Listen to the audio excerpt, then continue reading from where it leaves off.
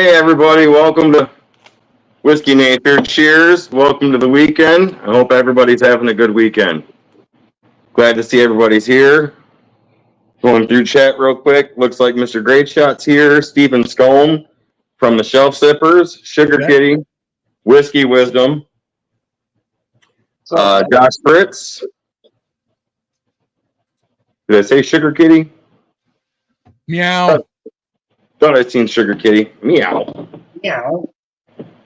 So I'm going to let Rusty talk about this. I just got Rusty's package in my hands.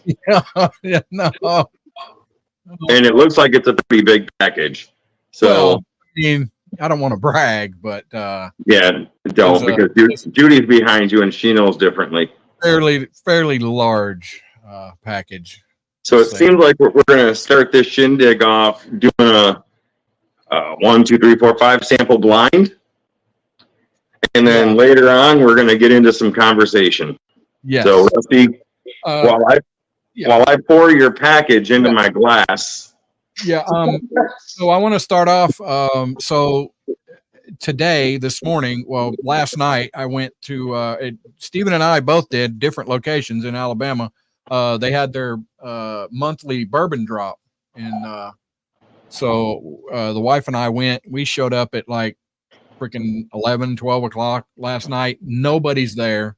We're number one, number two in line. And then folks started showing up about an hour later. One guy showed up, and then nobody freaking showed up till like 5 this morning. I was really surprised. Yes, Sugar Kitty. My package is in his hands. He's loving it. And not to mention, his package is not only in my hands, but his package is dripping. No. Yes. Speaking, you should see a doctor about that. Yeah. Wow. Yeah. Well. Anyway. To get you, buddy. So, Steve, I'll tell you what. We'll take turns showing what we got in the hall. What? Show me one. What did you get? All right. So, let's see. We'll show the little one. You show me yours. I'll show you mine. Oh, you got the little one. So I did get a little Blanton's mini. I got actually 2 of these. So I was kind of scared. I thought we were going to start showing packages. yeah, my little. So one that I got was I got Creek 12. Creek 12. All right. Yeah. So what else did you get? So the next one is the I did pick up a bottle of Eagle Rare. Eagle Rare. I actually took a bottle of Eagle Rare with me last night and cracked it in the parking lot and shared it with a few people with one guy because nobody else showed up till 5 o'clock. But we pretty much destroyed that bottle. All right, the next one I got is I'm a tater. Blanton's. You got your big Blanton. Got me a big one. And Matt, I agree with you. Yeah. Every single one in here are either Irish whiskeys because they're too light, or he's throwing a curveball and they're all rich and rare. Yeah. They're all rich and rare. You don't know. Different tasting notes of rich and rare. I mean, this one looks like water. Yeah. I agree. Yeah. All right. What was your next one, Steve? Last one I got was the Larceny B524. Nice. So I was on the fence about here's John Kranz. I guess we're bringing him in. Yeah, bring him in. Boom. So cheers, buddy. So I was on the fence. So luckily I took my wife. So each person, it doesn't matter how many people from the same household. So we got 4 bottles. Nice. My next 2 is I got the B524 Elijah Craig. But see, they screwed me on that one. Really? They didn't put it on the table. And so when I got there, me and the guy behind me was both going, hey, where is the B524 Elijah Craig? And they're like, we didn't get it. We're both looking behind the counter going, well, there's the box. Yeah. Well, I already chose mine. It was already at the cash register. So I getting a Larceny and an Eagle Rare. Well, the guy behind me actually got him to bring that out because well, see, they had the Elijah Craig toasted. Ah, That's the only thing they put on the table, so they figured that was the only thing they got. Shit. Yeah, so I got screwed out of that. So anyway, Yeah, and then I got, and I'm really excited to try this. The Maker's Mark Heart, whatever. yeah, the guy in front of me got that one before I got the last one. So Wood finishing series. you get that one. Yeah. So, and then, Is somebody else in the background, Rusty? Oh no. Okay. Just us four. And then I went back because I had to wait till the line. There was only 17 people showed up. Shit, there were 60 in our line. Is that a 700? No, it's 750. Whiskey Wisdom. Then we had to wait till the line got through, and they said, "Well, you can't come back in and buy any of the allocated stuff, but you can do this. Go through the store." And I said, "Great, that's what I want to do." So I picked up Penelope Barrel Strength. Yeah, that one. I hope that's good. It's what is that? 100? I can't read it.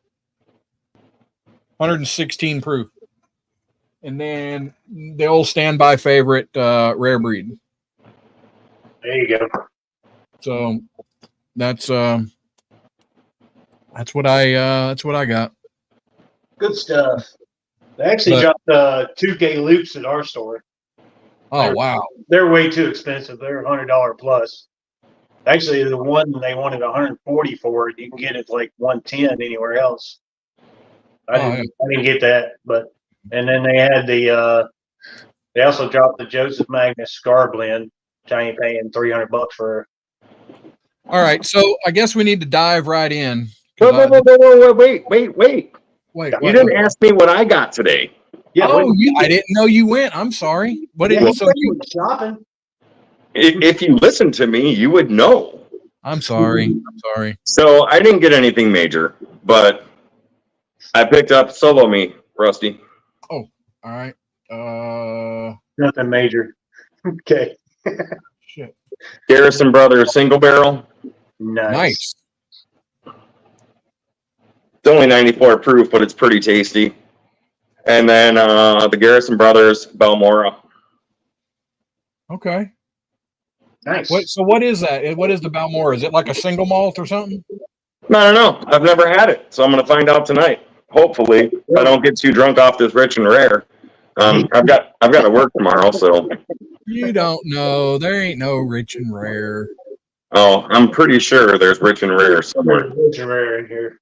I wonder if I need a spit bucket. You might. I mean, I don't know because I haven't had all of these at all. I've waited. So. Well, that's because they only came out of one bottle of rich and rare. You haven't opened up the other three. No. All right, so let's jump into A. Do I need a pen? You really didn't warn me on any of this. I know. I'm sorry. I don't know. I just keep in mind what you I like. got pen and paper under me, so All right, I'll be right back. We're gonna kind of rate them. You know, which is the best of the worst. Best of the worst. Yeah. This is gonna kill us. This may be worse than the hot wings and bourbon challenge. So what I did was I bought 5 bottles. That's all. I want to say under $15. Some of them are under $10. 750s. All right. So You can stop soloing me, Rusty. Oh, sorry. Yeah. John, how are you doing? I don't want you to just sit there and. No, I'm not doing too bad. Just chilling right now. Still finishing my coffee from this afternoon. Hey, buddy. Get in. Go on. I did pick up one bottle, but it's just a refill of my standard. So. Oh, nice. Little one-on-one. Okay, Josh says that the Balmora is a Texas double oak. Balmora. You have to pronounce it right. Sugar Kitty will get on you. Balmora. So there. Balmore A. Yeah, I've been looking for it. I didn't really know what it was all about because I had to Guadalupe. So I was actually looking for Ladybird today, but I couldn't find it. So I picked this up and the single barrel. So Sweet. No offense to anyone, but Belmore sounds like some kind of STD. But Yeah. All right, let's taste the first one. Where'd it go? There it is. Okay. Taste A. Now let's get a nose on there. Oh fuck. I get a little. I got a little. I got a little. Almost like a caramel. Almost. I'm having to dig deep. Yeah. I'm having to dig deep. I'm getting a little bit of alcohol, Yeah. Yeah. but not very much else. All right. There you Okay. Taste it. Yeah, I'm getting alcohol. That tastes like water, dude. That's Yeah, that's pretty light. That's pretty light. Oh, I'm getting bitter. I'm getting bitter on the back end. What did you send us? Holy shit! Well, it's in the thing. We'll know when we open up the oh key. my No, god. that's not good. No, that's not good at all, dude. No, it's bitter water. It's like somebody peed in your water and put a little bit of Tide in it. Shit. okay. Give me a Milwaukee Best over that. Ooh, Yeah, man. that's a little bitter. Oh, all right. I need a bucket. I got a little I bit hope of it gets better. I got a little bit of a nutty flavor on it, but No, No. No. I did. Come on, guys, work with me here. I got to get water. I got to have What a power plant. sewage did you get that out of? Yeah.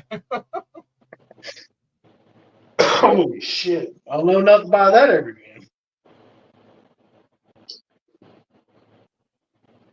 I wouldn't even put that as a mixer. no. Not ever again.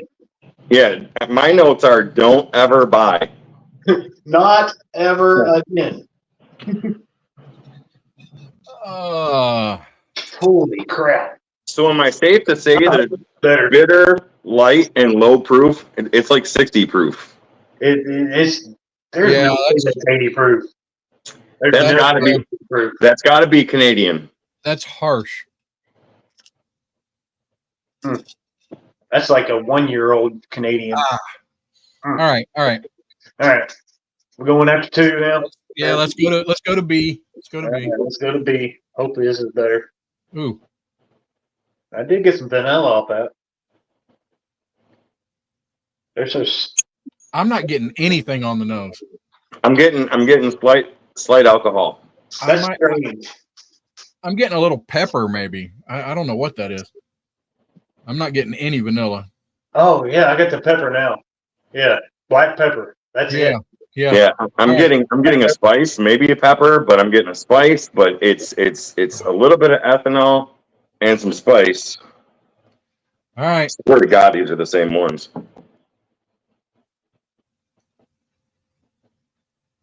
No, that's better. Oh God. Not much. Oh, that's worse. That's like jalapeno. What the hell? Ugh. That's pure Terrible. black pepper. Black pepper, peppers of some kind, dude. Green pepper. That's What the hell did you buy? I told you I bought the Hey, dude, bottom look at this. shelf like $8.99, $9.99. The highest one I think is $13.99. Are we supposed to try and guess who these are? Because I've never. No, we're Okay. just trying Oh Hey, no, what there's do no you way like? these are. what you like of the worst. Black pepper better than number 1. That's my notes. Ooh, Black God. pepper better than number 1. And even that one was bitter. Yeah. I mean, yeah, there's So it had a little flavor to it. that one's worse to me than the first one, even I though the first one like was it better better. than the first one. Okay. It's definitely young. Garbage. You get that young. Yeah, Yeah. I still got that tingly, Oh, like I ate a pepper. oh, Z-Man. is in there. What's up, Z-Man? What up, dude? I was gonna watch another episode of Scorch and Sip. Yeah, that was good. We were gonna watch that or talk about that later. You gotta watch it. It's fucking hilarious, man. Oh, it was good. I freaking burnt my ass up, man. I think that Scorch and Sip blew out Rusty's taste buds with these first two freaking samples. I haven't tasted any of these. I bought them specifically to do this. All right, Take them back. All right, we're going to see. Huh? We going to see? Yeah, we're going to see. That's a lot better on the nose. Okay, Yeah, that's slightly. that's decent. You're getting a little bit of vanilla, a little caramely. Not much, but there's something there. It's there. Less alcohol. Help. Yeah, maybe. I'm getting a little tiny sweetness. I don't know what it is, but I'm also getting some pepper in with this one too. I'm hoping this washes out my palate from the first two. Yeah. Those, A slight oak. yeah, it's still young. Yeah. But, yeah, it's decent. All right. Okay, so the bitterness is gone, but on the palate, it was pretty much just water. It's nothing. The nose didn't follow through the palate. Yeah, I literally got nothing on the palate. A slight sweetness kind of kicked up there right at the end, but it was like here and gone. Nose is better than the palate. All right, so I'm that right now. This one is in the lead for me over the other two. Oh well, yeah, I hope so because this is the one that tastes good. Decent. But it's like Whiskey Nature said. It was like water and a little sweetness. All right, so D. Well, I need to cleanse my palate, but D. If you look at it, D is darker, and I think I know what this one is. It was going to be rich and rare, right? No. It's not much darker, Rusty. No, Really? It was a lot darker looking on the one. I hope she poured them all up the same. it's darker than the last one, but yeah. So Rusty likes the darkness on the D. Okay. Darker the better on your D. The nose on this one ain't as good as the last one. No. No, I get a lot more pepper notes, a little bit more alcohol. There's an astringent nose there somewhere. There's like a sour note to it. Yeah, something there. Almost like a sour apple, like a slight sour apple. Maybe. Yeah. The sourness of regret, maybe, I don't know. But Yeah. Yes. Mm. All right. Let's. You're kind of searching. There's not much there. Go, bartender. There's more on the palate today. Damn it. What? It's sour. Yeah. Yeah, I got a little. What was that? Oh, what was that? That was bad. Do I have to go for a second sip? No, please don't. Yeah, this is bad. This ain't what I thought it was. What the fuck are you doing to us, Oh Rusty? my god. That's the worst one yet, dude. Yeah. Yeah, it is. Oh. somebody didn't wash their D, apparently. Oh, You know, just give me a minute. I'm not, yeah, that's deep. woo, cleanse your palate. Cleanse your palate. Wow. Give me a second. Give me a second.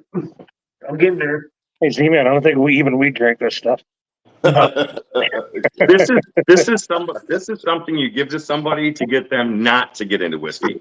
Oh, Out of my liquor cabinet. So these are ideas to put in my blends bottle once it's empty. Are these all Canadian? No. Okay. Are they craft? Because out of the four that we had, I get 0 Kentucky out of any of them. Well, we're fixing to find out. All right, let's go for the last one. Oh, I don't know if I can go to the last one yet. Cheers, Hold on. Bill. I know. Some good whiskey in me.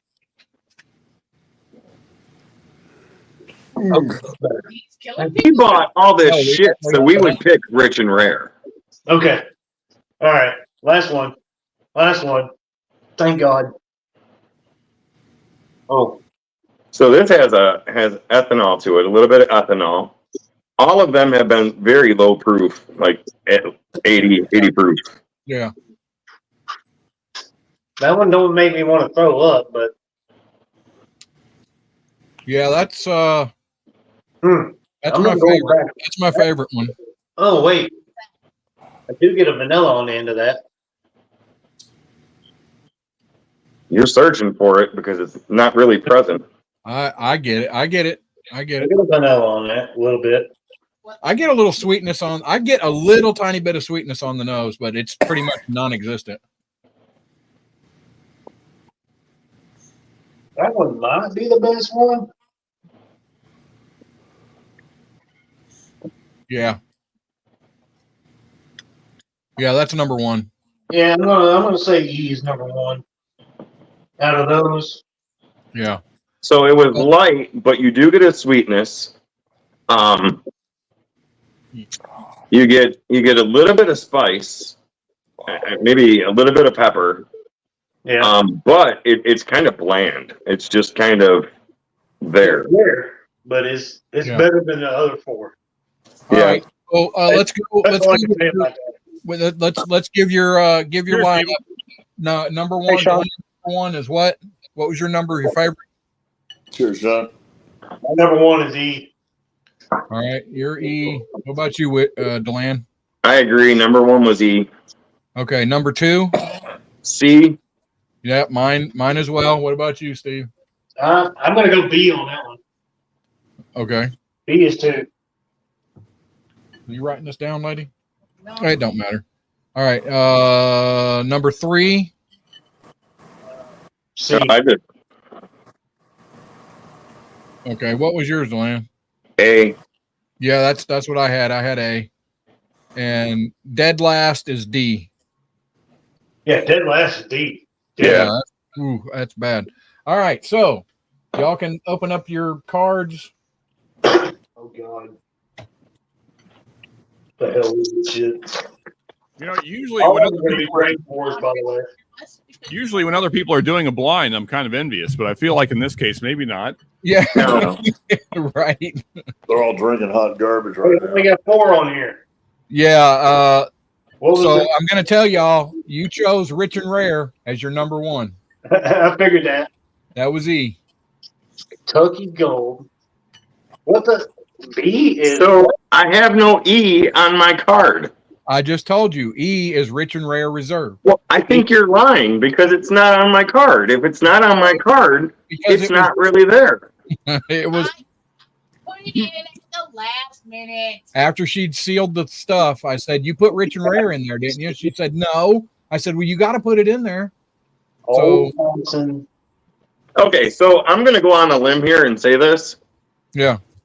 If Rich and Rare is the best out of this shit, it's Yeah. still not good. It's still not good. It's the best of the worst. Whatever. I mean, so yeah, A. All right, so we can I'm tell gonna, everybody A is I'm gonna blend them. I'm gonna A blend them. is, there you go. A is Kentucky Gold. I'm surprised at this one. B is Old Fitzgerald, the regular. What? Old Fitzgerald, though. Oh yeah, yeah. Just the bottom shelfer. Yeah, the bottom shelfer. C is Kentucky Tavern. That makes sense. And D is Old Thompson. What is it? Broad.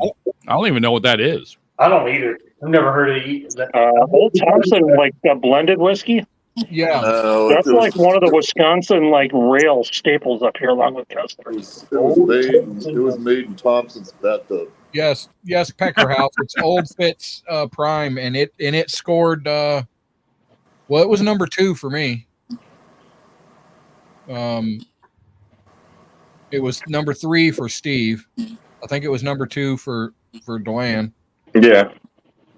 That's crazy. Now, So I Rusty, just blended my 1, 2, and 3. I just blended my top 3. Yeah. What was left and see what they taste like. Here we go. All right. What, Sean? I was going to ask, what's the price range of these? Like, what kind of price range are we looking at here? Well, so I thought she put in another one that was going to surprise everybody with, but she didn't. So everything on here, the Rich and Rare Reserve is the most expensive. In most places, you can get a $7.50 for $10.99, $11.99, and everything else is under that. So $10.99 and under. So I guess with that in mind, you can't complain a whole lot. Yeah. No, you're drinking good whiskey. Dude, I'm going to sanitize my freaking glasses after that. Yeah. Yeah. So put Yes. 1, 2, and put hey Rusty. Okay. Put E, C, and A together All right. because that's actually not bad. You get more sweetness on the nose. See, You get less alcohol. It's not as bitter, and the palate actually comes together a little bit better. Yeah, you see that. E, C, and A. All right. It's still light. It doesn't transform humongously, but that's actually not bad. We'll have to meld it. Let it meld. Meld. Mind meld. I'll try it off camera. I'm done gagging. Even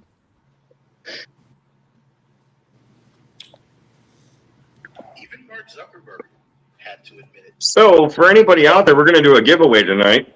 Well, the leftovers from Rusty Samples, All you. Josh, they're free. First one to comment, we'll get them all, except for the SAG. Josh Fritz, I'll just stick with good bourbon. To be fair, Josh, none of these is considered bourbon. Not a one. So There you go. Not even close. So they're all blended. Are they all blended whiskey then? I believe so, except for I think Rich and Rare is blended as well. Is the Old Fitz? I thought the Old Fitz was straight bourbon, but maybe it's not. I don't know. I don't know. I don't think it's bourbon. I don't know. I had to go grab the bottle and look. But it might be. So then I was right when I said I didn't pick up any Kentucky out of any of them. Not bourbon anyway. Oof. It's still not good. Hey, Rusty, you did this to us, damn it. I know. I'm trying to go, I'm trying to come up with different ideas and Hey, content. it's definitely fun. Holy shit, it was bad, though. Yeah. Well, hey, props to Rusty. He did prove his point, though. Of the shit whiskey that's out there, Rich and Rare is the least shitty of There you go. Yeah, it's the top shit. I mean, come on. All right, so in this glass, I blended B and D. D was the one that we all agreed was horribly sour, so I'm going to see if that changed it. Right.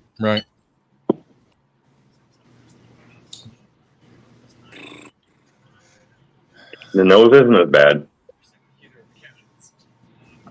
I don't know. I was just trying to come up with something different. Everybody else is always doing No, all dude, this- you did great. That was fun. I won't do it again, but that was fun. So There you go. put D and B together, Rusty. I can't. I done poured it all into one thing. Oh, because the Old Fitz tamed down that sourness of the Old Thompson brand. I'm gonna go grab the bottles and read what's on the bottle. I gotta say, Half and you half. guys' reviews of these are just glowing reviews. Sean, doesn't like when you did your worst whiskeys ever, isn't yours like a mile above this now? I mean, price wise, yeah, but I mean, even though that stuff's way more expensive, I guarantee it's worse than anything you guys tasted tonight. No, you can't beat a bottle for $10.99 now. Come on. I mean, I appreciate the effort that Rusty put into this because it was fun. Yeah. It was painful, but it was fun. And I know that I'm going to keep this card and never purchase any of these bottles. So he just saved me money. Yeah. Well, you're not saving much, but Yeah. It's like that just became a do not buy list. Yes. All right. So, yeah, Dwayne. now, old, you can so, beat old, me bad. so Old Fitzgerald is bourbon. Okay. I didn't realize that. Let's see, where's it at? And it still came in second, right? Yes. I believe Richard so. Herrera was Yeah. top Sarah dog. was better than all of them. Rich Herrera beat a bourbon for what it's worth. He It is All right. it is 80 proof, Kentucky straight bourbon whiskey. It's a sour mash. So there you go. Rusty, how much you pay on shipping on that? I bought these all locally. I'll be right back. I need to go dump some glasses and wash them out. Yeah. All right. So Kentucky Gold is Kentucky blended whiskey. It's made in Nelson County, Kentucky. God, I'd make my stomach turn. It is 20% Kentucky straight whiskey, 80% grain neutral spirits, fully matured for 36 months. Hey now. Calm down with those high age statements there. Right. An Old Thompson American whiskey, a blend. I believe it's also the same. It's 80% grain neutral spirits. Ooh, that's why. Yeah, and it's 40%, 80 proof, bottled by Glenmore. Well, that's bottled by Glenmore Distilleries Company, Owensboro, Kentucky. Which one was that one? Old Thompson, which was D. Yeah, I don't think I've ever heard of that brand. Yeah, Yeah, that's the one I got. it's like That's the worst. Yeah, that's bad. That's bad. That was. Ooh, don't ever give that to me again. That was, oof. And then C was Kentucky Tavern Special Reserve. That's Major Zero's dad's juice. Is it? Yeah, Kentucky Tavern. That's Major Zero's dad's juice. Yeah. Was that Kentucky Tavern or Kentucky Gentleman? Yeah, you're right. Kentucky Tavern. wasn't it? I don't remember. It's a First bottom produced the early 1900s, the legendary Kentucky Tavern brand was created by whiskey pioneer James Thompson, who founded the famous Glenmore Distillery in Owensboro. Oh, okay. The Well, same people that's bottling the other stuff. There's that. at least they're proud of it. There you go. It is bourbon whiskey with natural flavors. Uh-huh. Yeah, sure it 80 is. proof. How do you add bourbon flavor? I you got me. Probably drop a vanilla in there or something. I don't know. Live wire. Cheers, bootlicker. What's up, buddy? Going Hey, on, Mike. brother? I text Mike and he shows up. This plot was of a rejected COVID sanitizer. Sounds about right. Yep. We ain't even washing our hands with that shit. Ew. All right, So good deal. how many of those come in plastic bottles, Rusty? Actually none of them. Really? Paper. Yeah, they're all of these are glass. Oh. Oh. So $10 bottles, Man. and the bottles themselves probably cost $9 a piece. Livewire, Z-Man Livewire said, bend over and I'll show you, Z-Man. Yeah, bring it, brother. Be right back. Bring it.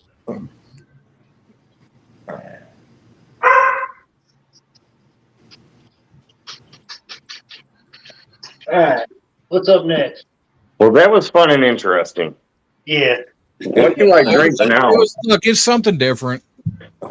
No, it was fun. I enjoyed it. It was different. It's terrible, but you know. I don't think I had anything in the beginning of my bourbon journey that tasted quite like those. Or you would have probably never had a bourbon journey. Right? Yeah, the Maybe glass not. bottle is 30% of the cost.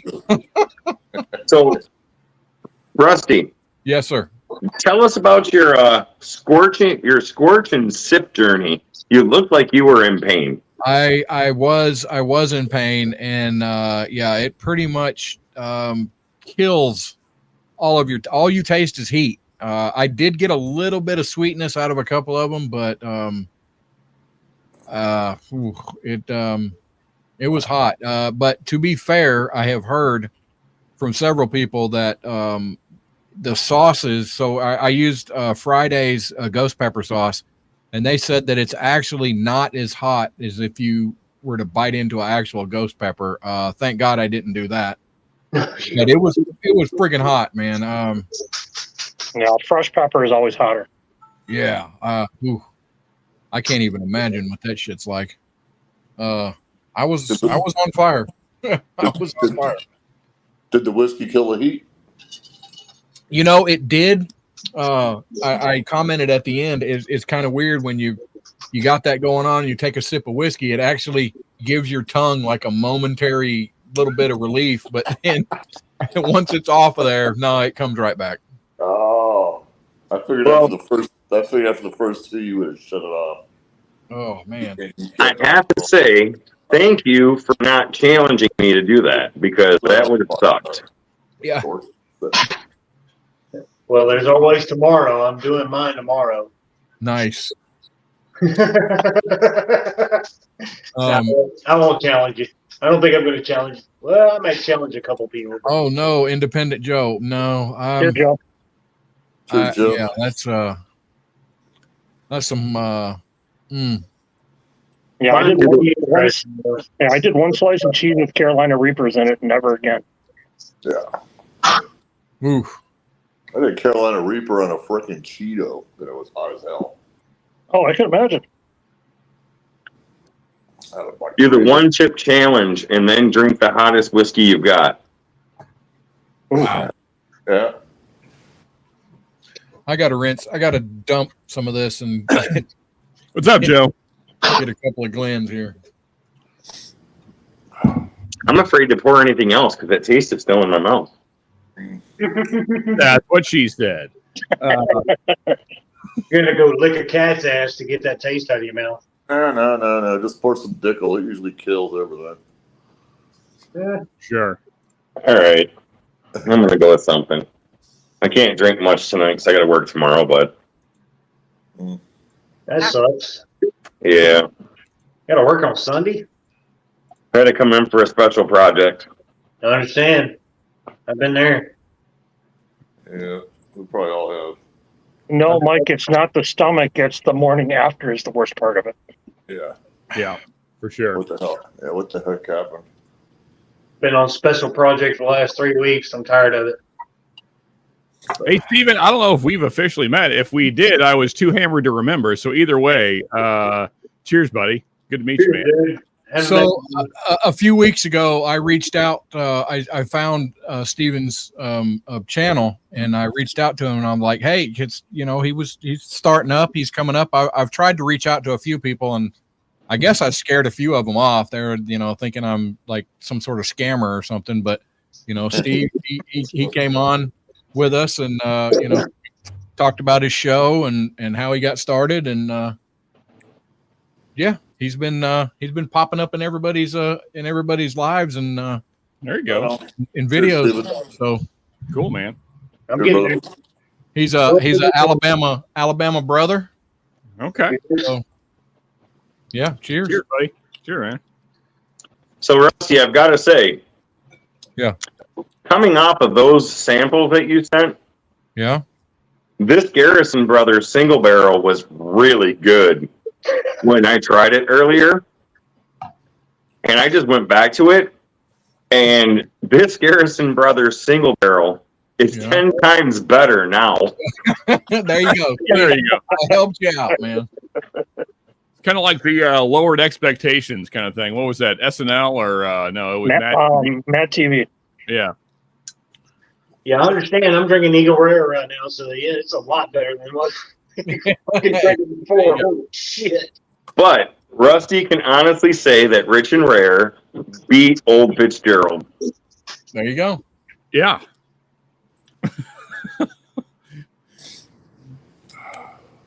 You can take that to every live stream you're on that makes fun of you for the Rich and Rare, and you can say it took number one in a 5-pour blind.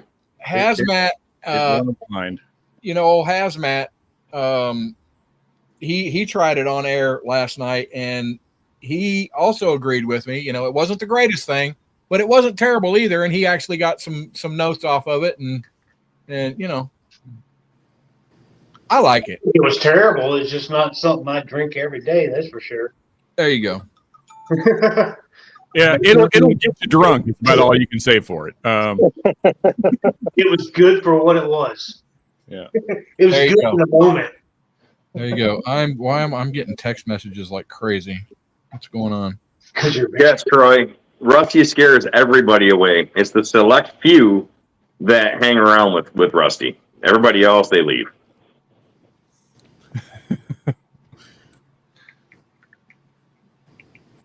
So what's in everybody's glasses? Oh, well, I thought in kind of somewhat a show of solidarity, I would also drink something kind of shit. I know a lot of people like this, and we've talked about it a few times, but this Jim Beam Black, which is fine. Disappointing, I guess is probably the best word for it. There you go. Yeah. What do you want for $20, Sean? Come on. Yeah, I paid $23. I'll have you know, with tax, and I paid $20 for it at Walmart. I mean, again, so I forget who brought this up, but somebody mentioned the fact that it's the same market around me. This is like $5 more. Just buy this. Just don't. Yeah. Like the single barrels are so much better. I'm pouring my one sub $10 bottle that I own, which is an 80 proof JTS Brown. Oh, I got one of those. I would. What is Nika drinking? Nika from. Oh man, JTS Brown. That is a fantastic bottle. I mean, the 80 proof is light. It's not bad. Yeah, but the bottled in bond is. Yeah, the bottled in bond is great. I think I'll have that next to compare something to this JD. I got a fresh 101 to crack tonight, so that'll be next. So what is Sugar Kitty drinking? I guess I'm pretty sure it's Scotch. I never heard it. Nika? No, Nika it's Japanese. Yeah, Japanese Scotch. Oh, Japanese. Okay. Yeah. Well, Japanese whiskey in the style of Scotch. Yeah. Mr. Great Shot, are you going to jump into chat later? If so, I think I'm going to try the tire fire. Oh no! Oh, have you not had it yet, Deland? No, but I have a sample waiting for me, I believe. Oh boy! I can't wait. The bell's already wrecked. I figure like this. After that lineup, Yeah, and this tasting fantastic, and it tasted good before, but it could make the tire fire taste good. Right. yeah. I don't know about that. Yeah, well, like it's gonna be a night of disappointment, Deland. I think that's what you're in for. Oh, there you go, chicken cock or fighting cock. I'm sorry, Fighting cock. That's the cheapest thing on my shelf, so yeah. I think we try it up. It's definitely not the worst one on my shelf, though. Yeah. That fighting cock's not bad, man. No, that's not bad at all. And I guess I'm pronouncing it right. Nika, a Japanese product that is mixed Japan and Scotch. It has Ben Nevis from Scotland in it. Fighting Cock's Heaven Hill, isn't it? What's up? How did they get all of Ben in it? Fighting Cock is Heaven Hill. I don't know. Yes, it is. Fighting cock's Heaven Hill. Yeah. It actually used to be like 6 years old. Now it's like 3 years old. It's still good. It's also Heaven Hill. I mean, Heaven Hill just has kind of the market cornered on budget bottles. Yes, sir. Mhm. Best man. Yeah. I mean, the 100 proof budget bottles, they do just phenomenal. Yeah. All right. I just poured Penelope barrel strength. I got I'm getting hardcore corn. I'm getting straight just corn off of it. Oh, And corn, you said. Okay, I thought you said hardcore something else. But okay. Corn. Corn. corn, not born, corn. But Well, what we tasted earlier, that was like picking corn out of shit. Look at this lineup. All heaven hell. Man, they there just you go. Oh, I wish I still had a bottle of that 90 proof, that green label, man. I'm just about gone. Oh, dude, that stuff is so good. Yeah, Yeah, they quit making it, didn't they? I don't know where they're at on that. I hear different things. So Yeah. Penelope Hub. It's I like that. That is nice. I'm not getting much. All right, so I think literally I'm not shitting around. So I had COVID like early on, and it kind of killed my nose a little bit. And I swear to God, my nose has never come back because I just cannot freaking smell stuff.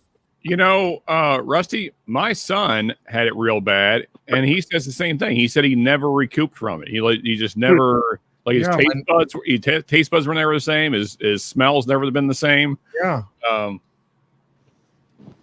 I don't know. It's weird. Yeah. Sorry about showing all of you guys my ass. I was trying to pick through my samples to find the tire fire. I didn't realize my ass was still on camera. Well, we were gonna like show a movie on it, but you moved. So Screen, Dude, if you would have full screened my ass, it's like everybody's computers would have shut down like they did Friday. I doubt that. It was just put on the screen, filmed in Panavision or something. So full disclosure, Bourbon Baller, yes, abuse of cocaine destroys smell, and I have had that in my past as well. So there's that. Yeah, there is that. There is. Hey, cocaine's a hell of a drug. Yeah, you ain't shitting. Well, just like the way it smells, cocaine instead of marijuana, that'd be great. But see, what scares me about it now is you have no idea. Somebody put some damn fentanyl in there in one sniff, and you just fall over. I mean, you're done. That's it. Yeah, like I can't imagine living my past life now. Like, yeah, I mean, like Rusty's saying, man, you get one roll of the dice and you get it wrong. That's it, man. That's it. Yeah, That's it. You're done. Yep. That's actually how my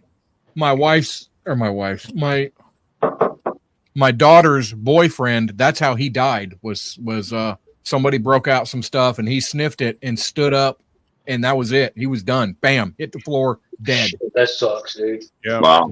Yeah. So it's happening to so many young kids. That's happening. Yeah. I got a relative that he watched a YouTube video on how to ingest it through his nose, and it killed him. Yeah. So, I mean, you gotta just don't do it. It's crazy. Drugs are bad, okay? Okay. Yeah, we all know that. I like the legal drug. Yeah. I like the legal drug right here. Yeah, man. We're not condoning drugs, but I think all of us at some point in time had some level of involvement with them. Yeah, I did. 25 years ago, yep. Yeah. Or we always knew someone. Most of you guys know. I mean, I was living on Oxy for like 5 years of my life. Wow. Yeah.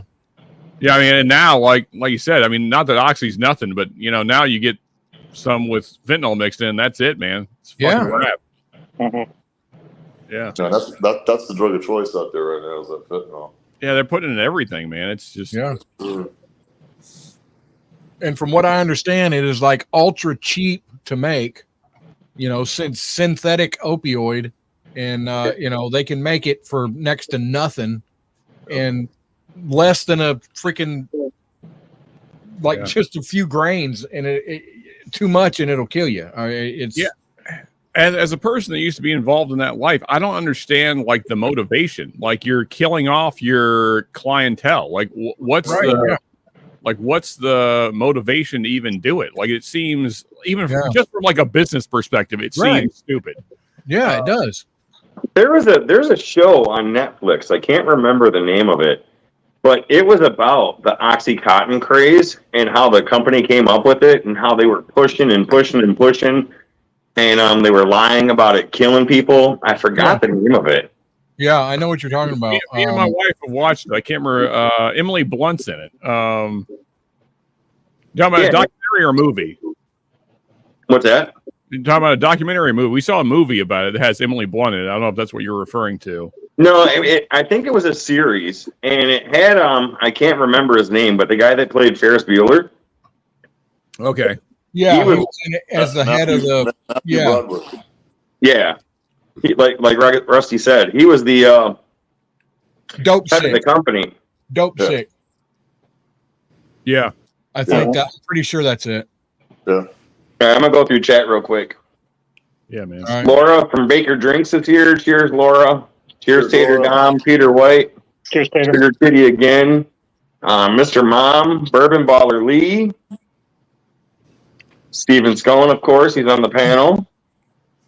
Yeah, Michael Keaton and who you said Ferris Bueller dude. Yeah, that's dope sick, and it is a fantastic movie. Right on. Hey, I just want to give a shout out to everyone that hung out last night. I know last night was kind of a tough stream for a lot of folks, and yet still a lot of you hung in there. We still had like 15 at 1 a.m. So, yeah, cheers to the people that stuck in there for the hard We had a very civil conversation about that last night. Yeah, I thought so. I thought we did, yeah. I mean, I was up, I think I finally went to bed about 2:30, and for the first time in probably 20 years, I slept in until 10 today. My day was ruined. I hear think that's that. about the time we shut down. It's like 1:30 my time. It was a good time, though. Yeah. Hey, Jeff Castle, good seeing you. I would eventually like to get into more conversation about last night because, you know, as we talked about, that situation has me so bothered, you know, with them.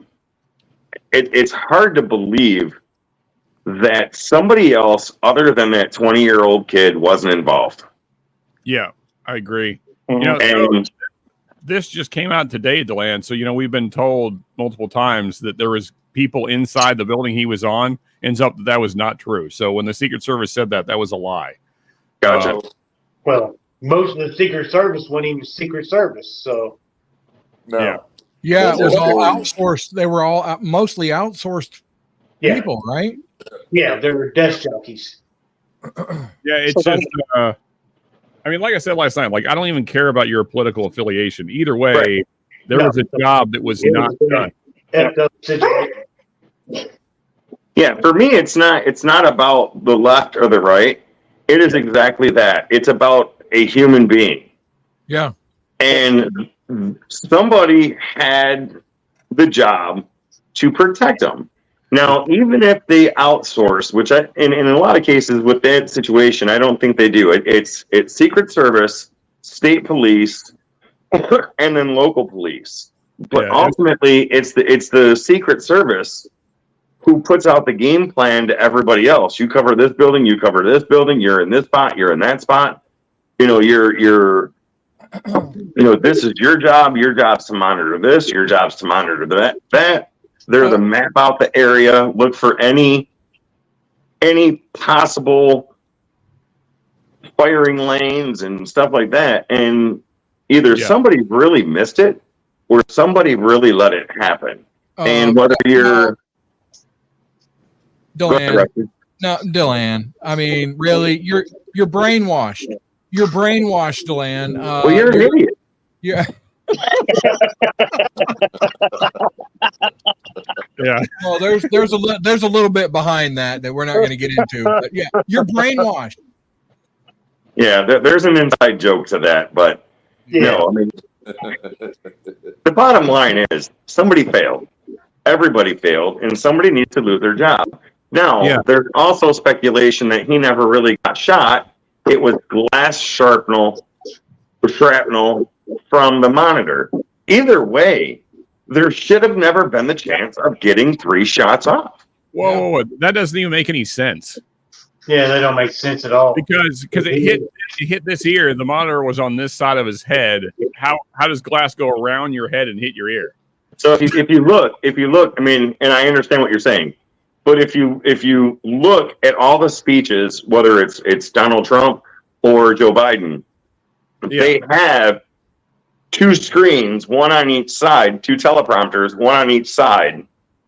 But you're right, the shot came from this direction, not in front of him, so it couldn't have hit it. But that's what they're trying to say, that it hit the teleprompter, and that's what cut his ear. No, I mean, he definitely got hit by a bullet. Like you, it's just.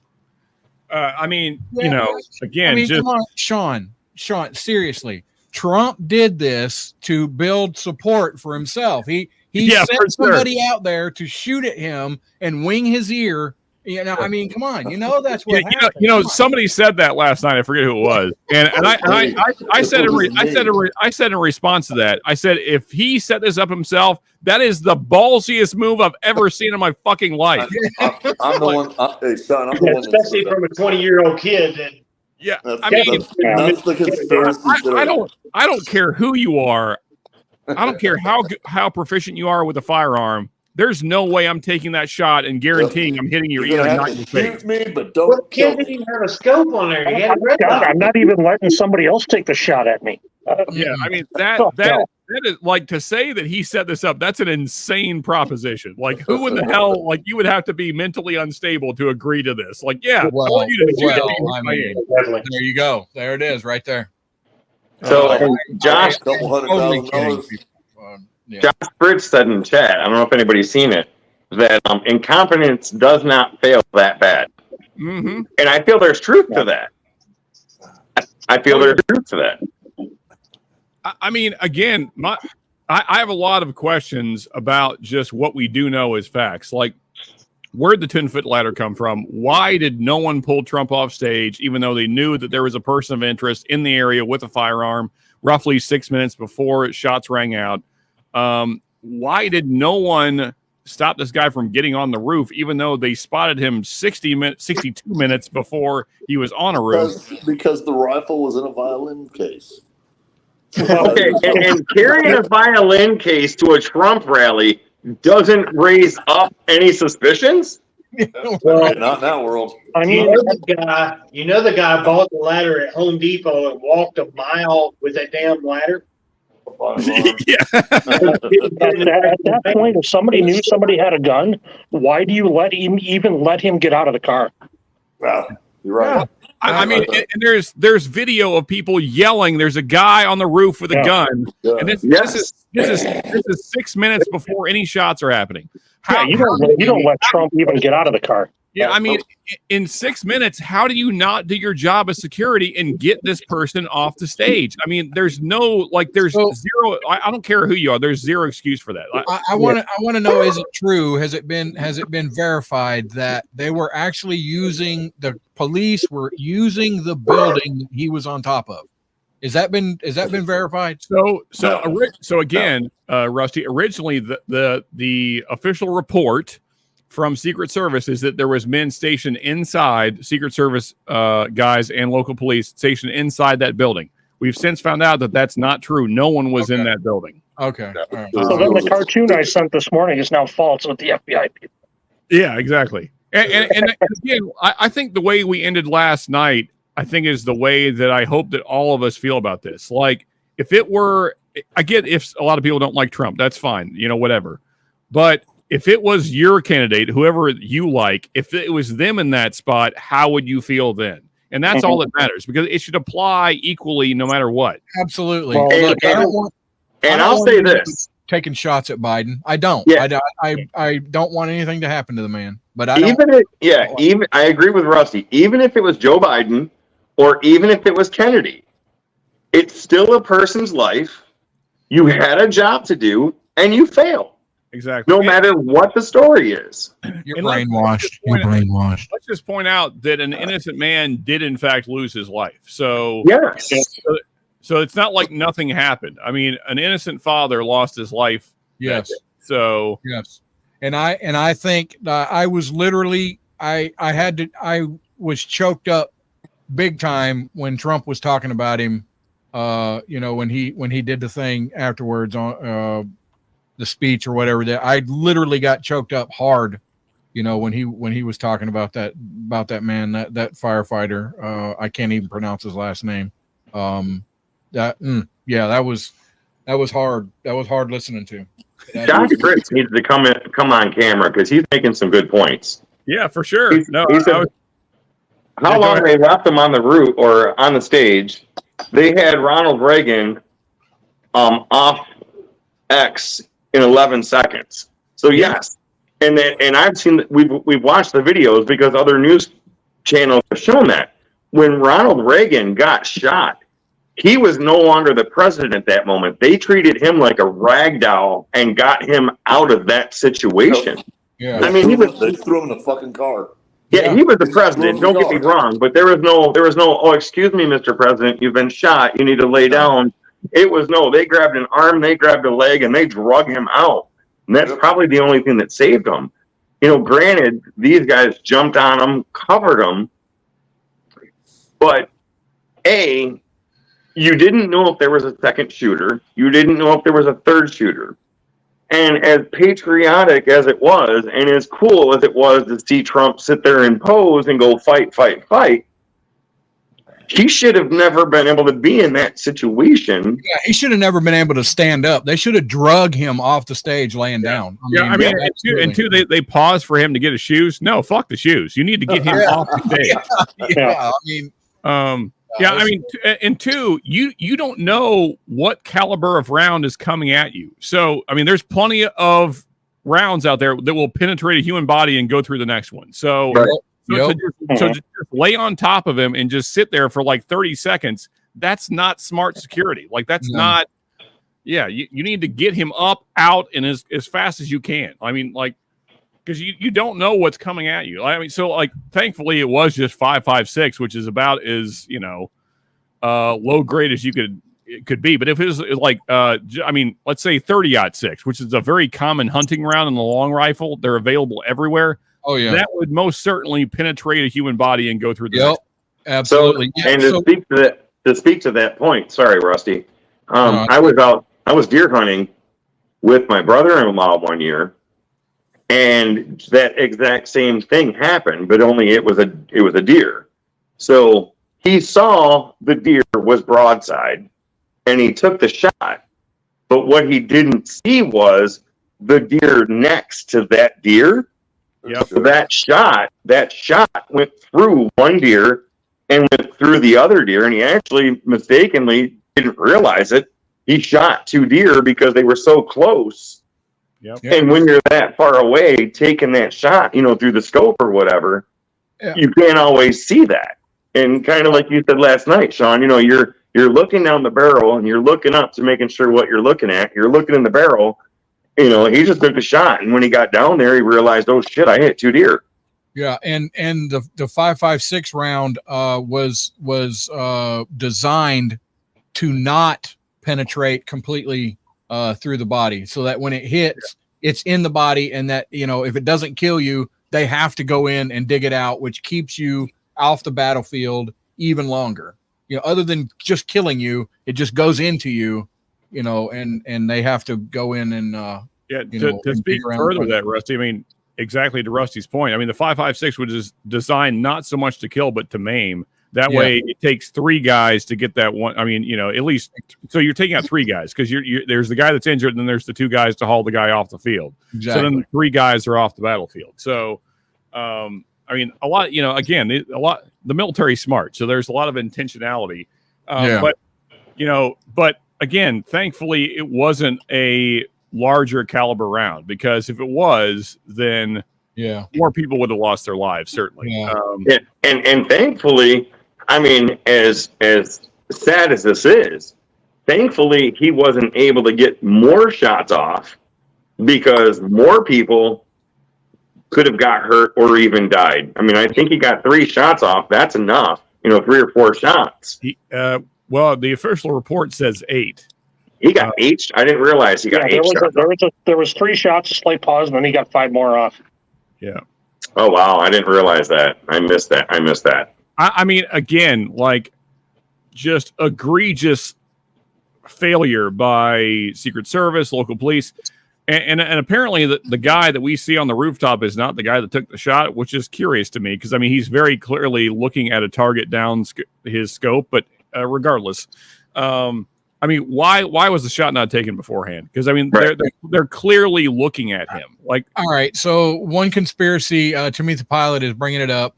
There's people are saying multiple shooters. They're saying now. I don't know. I have no idea. yeah, that is certainly a thing circulating. I mean, it's not really been verified in any kind of real way, but there is certainly. Yeah, that's out there. But you know what? What? I mean, we may never learn the truth. You know why? Why have we never learned the truth about Vegas? About the Vegas shooter? Why? You know, all these conspiracies and all this stuff.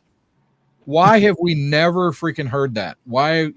You know, they picked through that man's life, his phones, his computer. There's nothing there, really. Yeah. Really, there's nothing he did and they couldn't No, I don't freaking believe that shit. You know, Rusty, someone compared the two things because the first official reports were saying that they found nothing on this guy's phone as well. And it's like, really, twice in a row we've had shooting events and there's just no evidence, no background. Nobody knows anything about this guy at all. He's like a ghost. Like, really? Saying, man? What are you saying, Z? So who shot Tupac?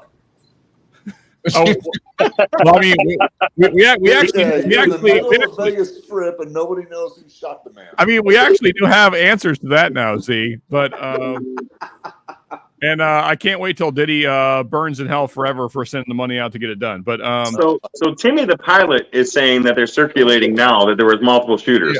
I That's just said fine. Yep, that's fine.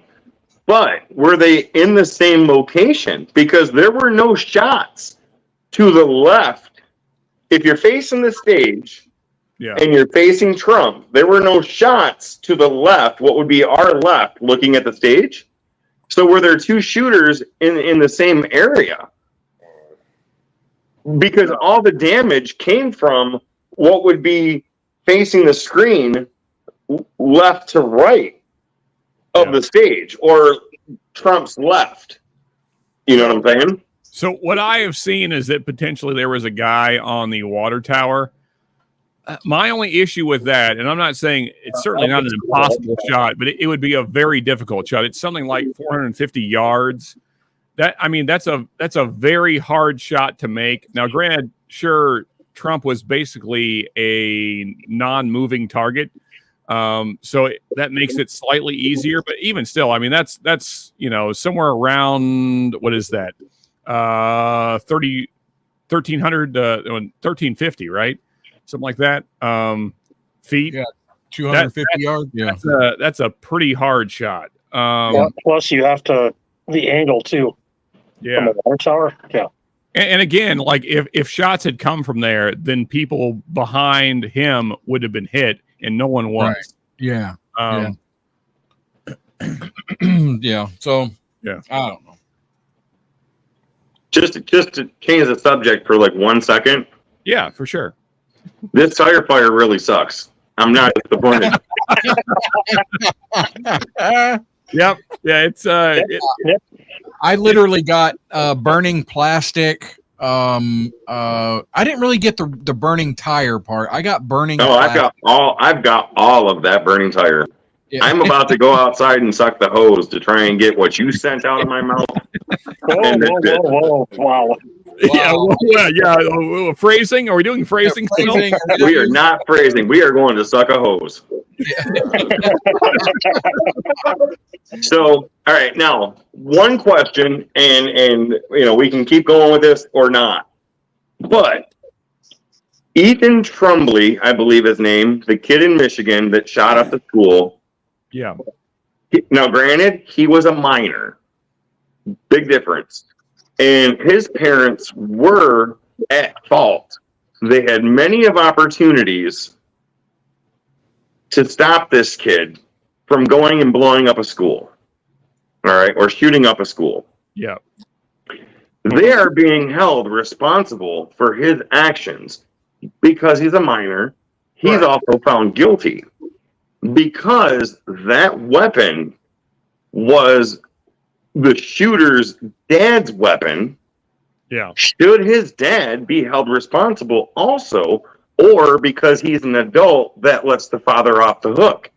I've got to think that his father should be held responsible too if that weapon was registered to him and not reported stolen. I mean, I personally have an issue with passing on blame like that. I mean, you know, granted, none of us know how secure the weapon was stored, so you know, there's a lot of questions there. But I mean, even if it was stored securely, the kid probably knew how to go about getting into the case or whatever the situation was. Because I mean, you know, I imagine that his father had no reason to suspect that he was going to do something crazy like this, you know, so no one did. Yeah.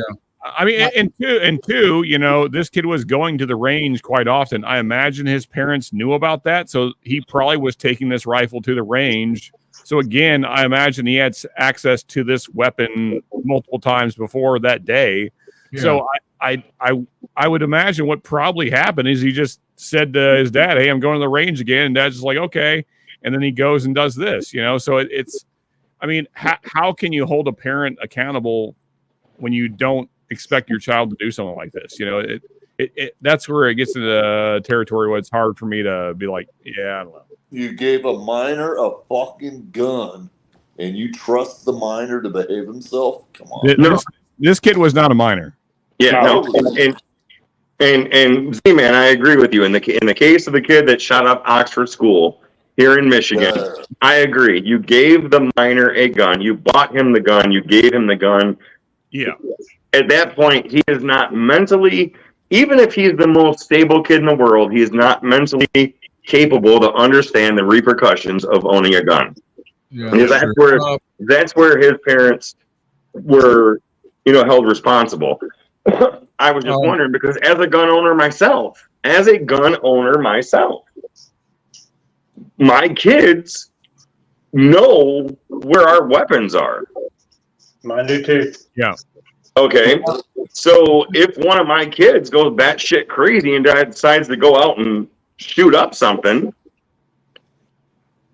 and you know, am I responsible?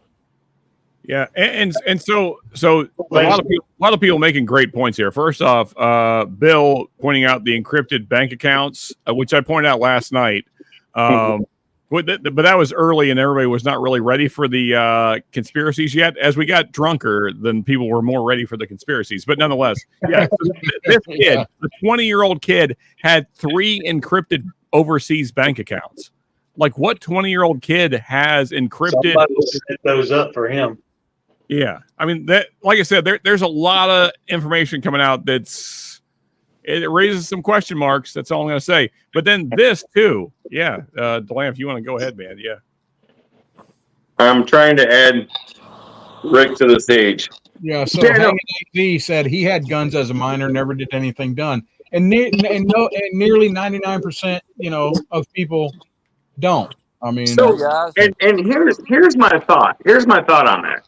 So, and not to put North and South against each other, but my family that's raised in the South, all right, or in more rural areas, most of the times their kids are raised around guns. They're raised around hunting.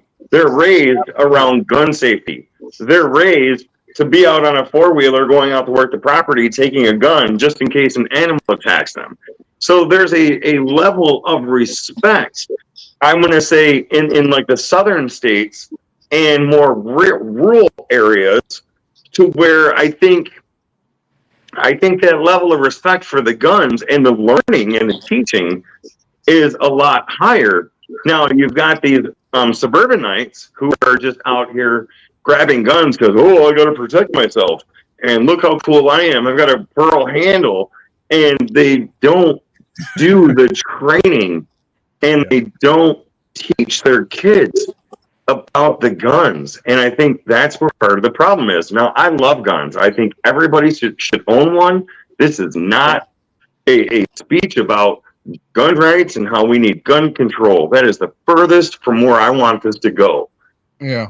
But I just think with what was said, I think people in rural areas in the southern states maybe do a little bit more Well, gun training.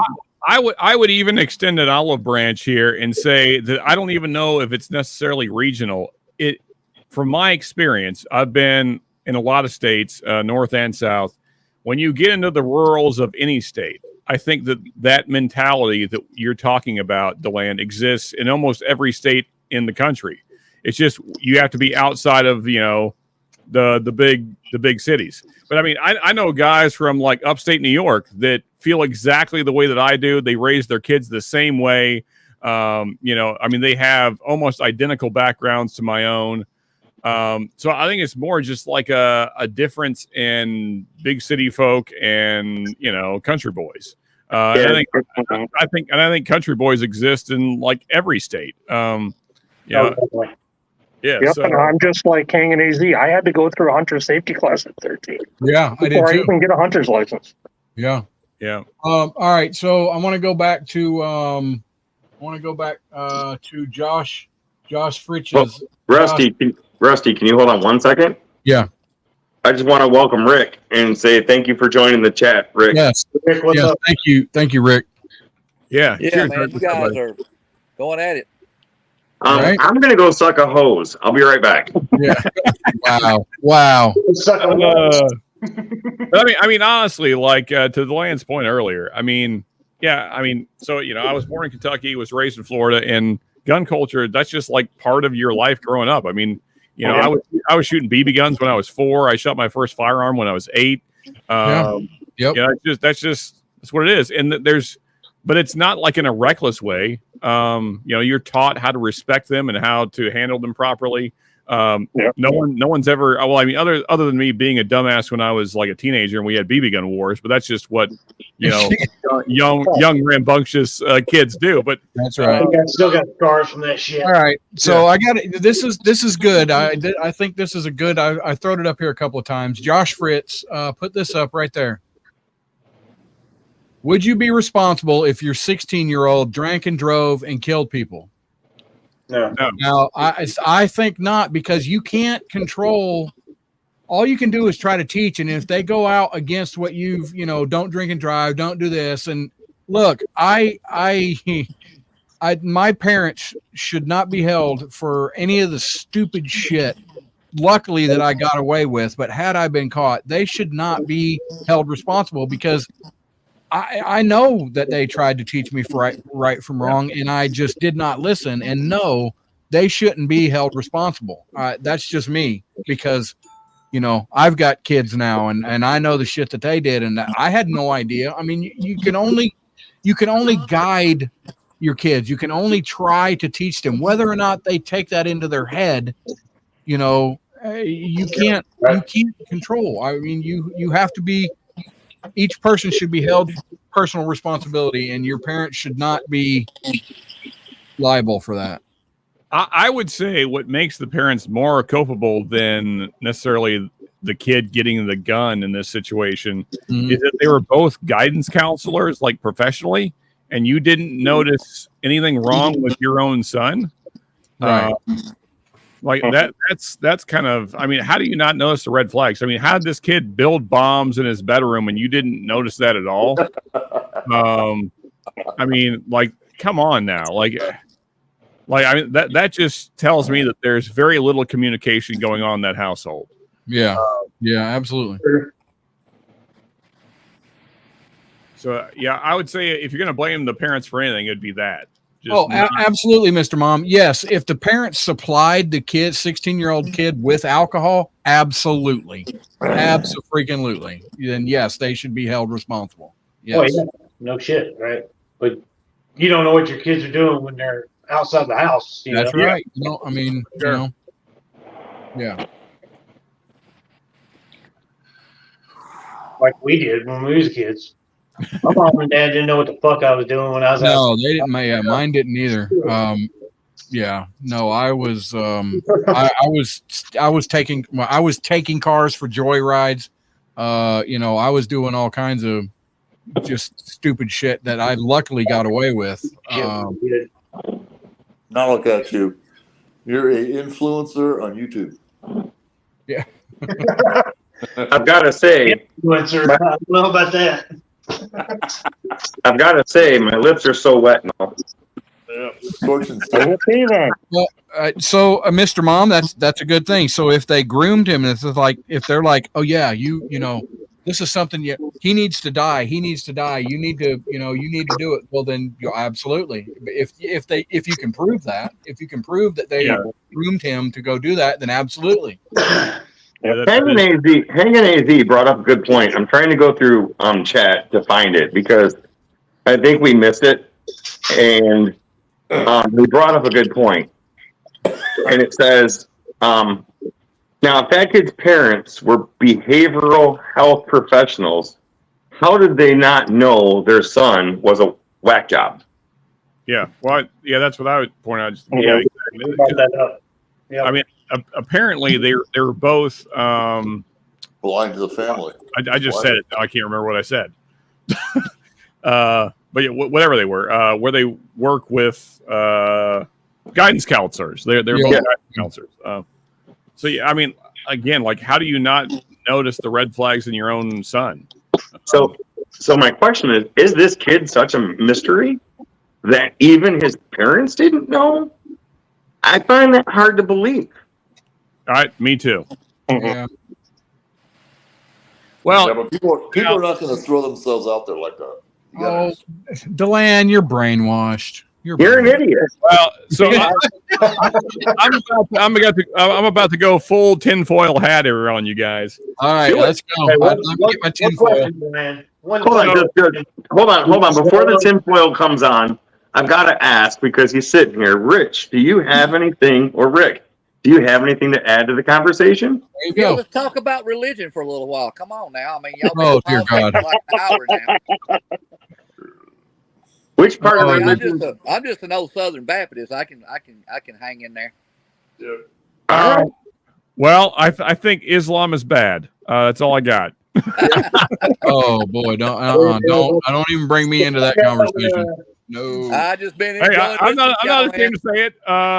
It's bullshit. I was sitting in a hotel room in Danbury, Connecticut, when the shot got fired, watching it on TV. Yeah. I didn't think the man was getting up for a minute. I didn't think he was going to get back up. I heard the first shot. Then I heard the pow. I heard pow, pow, pow, and he went down. Damn.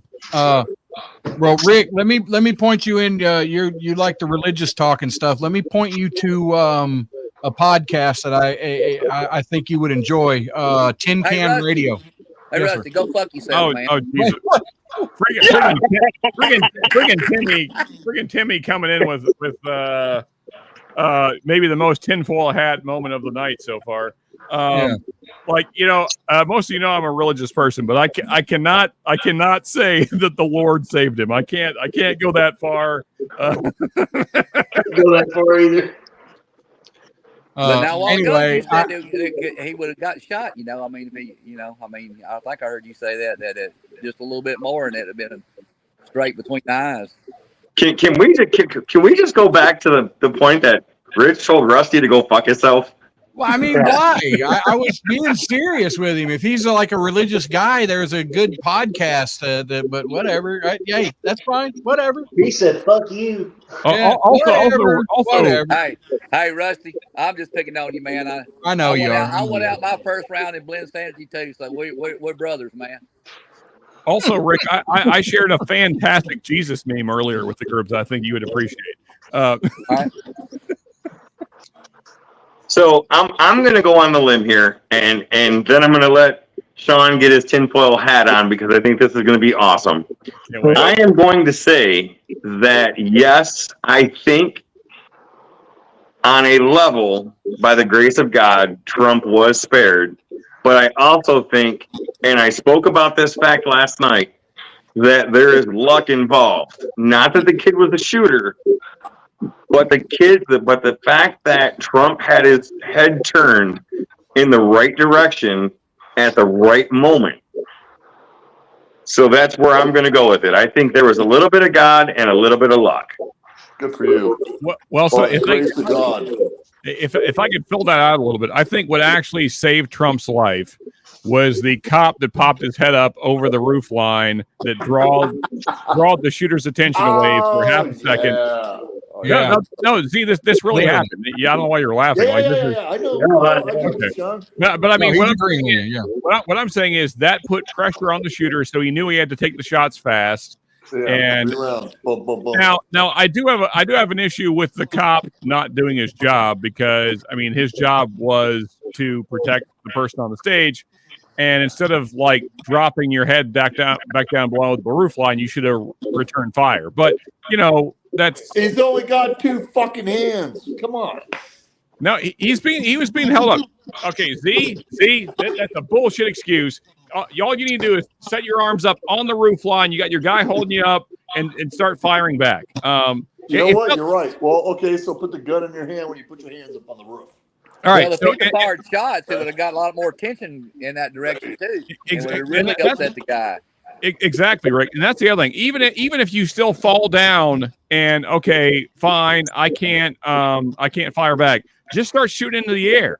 I know that's not. He didn't shoot down no damn helicopters. If he did, would yeah. I mean, do something is what I'm saying. They did fucking nothing. Yeah. No, you're right. You're right. Okay, you're right. Again, but like now, I don't like the grace of God there. there. 20-year-old guy too much. Well, I agree, Z. You're saying because he got upset, he missed. I'm not sure he would have hit if he'd have been laying there for an hour. I mean, he's probably been playing video games all his life or something. I'll tell you what, for somebody, and I'm gonna say this, and it's pretty true. For someone who's been playing video games his whole life, he sure got fucking close. Yeah, he did. Yeah, I mean, especially. I'm glad he didn't have a scope. That's not a hard gun to exactly, shoot. Stephen. I mean, thankfully, this guy was relying on a red dot with no zoom. Which who takes a long shot with that kind of equipment? I mean, because like your red dot basically is going to cover up your entire target. Like you can't hardly see exactly where you're aiming. So thankfully he didn't have a proper scope, because if he did, it'd have been done. Yeah. Scopes are for pussies. When I worked, I was sitting there watching Apple. we I recently called my brother 10 years my senior and told him I think about it. I think if nothing else, we need to clip that from Z. Official word: scopes are for pussies. Clouds are gay and the clouds are fake. All right, so are we? I fucking love I was sitting with an AR, and I had to qualify at a range with that shit. Yeah. 5 rounds, 3 seconds, ready. Do that a few times and tell me how you do. All right, so Sean, did you get into the tinfoil hat thing? I have not. Okay, so hold on. I gotta get ready. You gotta get ready. You know what? Hold on. You gotta get ready. I don't really have tin foil. I have a UPS shipping bag. All right, I'm ready. I got my tinfoil. Well, that's not a good look. We're not going to go with that look. This is not. No, can't do that. Okay. There we go. All right, I got my tinfoil hat. I'm ready. I was going to do this, but that looks like something else, so we're going to not do that. No, don't do that. Don't do that. All right. So anyway. There we go. All right, Steve. You're good. You're ready, Steve. We'll put the cowboy hat back on. All right. Anyway. No. So apparently. This kid was in a video that BlackRock shot, and I assume most of you know who BlackRock is. Yeah. They do all kinds of nefarious shit all the time. Now, this kid. Now, I mean, let's just think about like the likelihood that this kid of all kids is in a BlackRock commercial. Now, like how many kids from high school would even be in BlackRock commercials? I'm guessing maybe a couple dozen ever. And this kid just happens to be in a BlackRock commercial. We all know that BlackRock highly benefits from times of war. We know that from past experiences. and Trump has been an anti-war president. I'm just saying, like, there's, potentially some things going on that there may have been some very powerful people helping. That's all I'm saying. Yeah, absolutely. Yeah. So I have to say, unfortunately, I do not know the history of BlackRock. So can you elaborate a little bit? Because so BlackRock is primarily an investment company for very wealthy people, but what they primarily invest in is weapons manufacturing. Although there is a lot of stock market exchange stuff, which is also somewhat interesting. He was in a black video. BlackRock. No, so what's also curious is that an investment firm that is probably tied to BlackRock short-sold 12 million stock units, I guess is the right term, of Trump's his social media brand. What's that called? Trump Media right now, but yeah, okay. company, Trump Media. So they tried to short sale 12 million stocks of that, which if he would have died, would have been worth nothing. This happened before this whole assassination attempt happened. So they tried to short sale 12 million stocks. And then after the assassination attempt failed, they then went back and said that was a clerical error. And actually they only wanted to sell 12,000 stocks instead of 12 million. I did hear about that. Yes, I heard about that. I didn't understand it, but I did hear about that. And what's interesting is that if me or you had ever done that, that would not fly. That doesn't fly on the stock market. You can't like go back and be like, oh, I didn't mean to do that. If you could just correct that for me, that'd be great. That's not how the stock market works unless you have a lot of power. So like, so there's like, that's official. Like that definitely happened. Like this company that's kind of tied to BlackRock, tried to short sale these stocks, and then they stepped back and said that was a clerical error. We went 12,000, not 12 million. So it's just a hell of an error. Yeah, it's a lot more zeros. So it just there's I'm just saying there's a lot of shady stuff going on. So yeah, that's my tinfoil hat moment. Good, because now I know what a turkey feels like. Holy shit! Right? I was getting all kinds of dings and stuff right off the top. Ding, ding, ding, ding, ding, ding, ding, ding. So yeah, I'm glad you warned us. Hey, Russ, I want to tell you something, man. You let these guys picking on you all the time about you doing all these Spiros, oak Spiros, and Amaretto, and all that stuff. Man, I'm sitting here doing the same thing. Check this out. You see that barrel? Yeah. You see all them little blends? Nice. And this is my haul from up in Connecticut, New York last week. Hold on, let me solo you here. Man, Rick has a setup here. Let's get a full on. Let's look at that. That's a couple of bottles of blends I've done. Also, look at that rack of guitars. Good Lord. Look at that. Wow. Yeah, dude. I want to come to your house, man. Dude, Rick's got a freaking man cave like no other. Look at You got a full reversal set up there? We're going to start live streaming Rick's house. Like floor monitors there, Rick? I never thought I could say this, but I think Rick's man cave is putting Mark's man cave to shame. Mark doesn't have an American flag, and he's got like 30 of them. Did I even see like mics and floor monitors there? This is a studio. We record here every Sunday afternoon. Tomorrow at 1 o'clock, we'll be cooking some steaks, and then we'll sit in to do some recording. Let's see a look. Let's see a look again there, Rick. Let's see a look again at your space you got out there. Yeah, man. Look at that. God damn. It needs cleaning up because like I said, I was just on vacation. I haven't cleaned up. Hey, look, there ain't nothing wrong with that. Look at that freaking TV. Look at all the guitars, the freaking whiskey everywhere. I mean, I'm in Disneyland right now. Oh my God! Look! Oh, you see the name on the amp? Hang out in that place. Yeah, I want to go hang out in that place. Hey, Rick! If you don't, my childhood right there. Rick, if you don't mind, man, can we get just a quick walk by of the guitars, man? I'd love to see those guitars up close. I hate to make you keep getting up and walking around, but man, Look at Holy that, crap. man. Holy shit.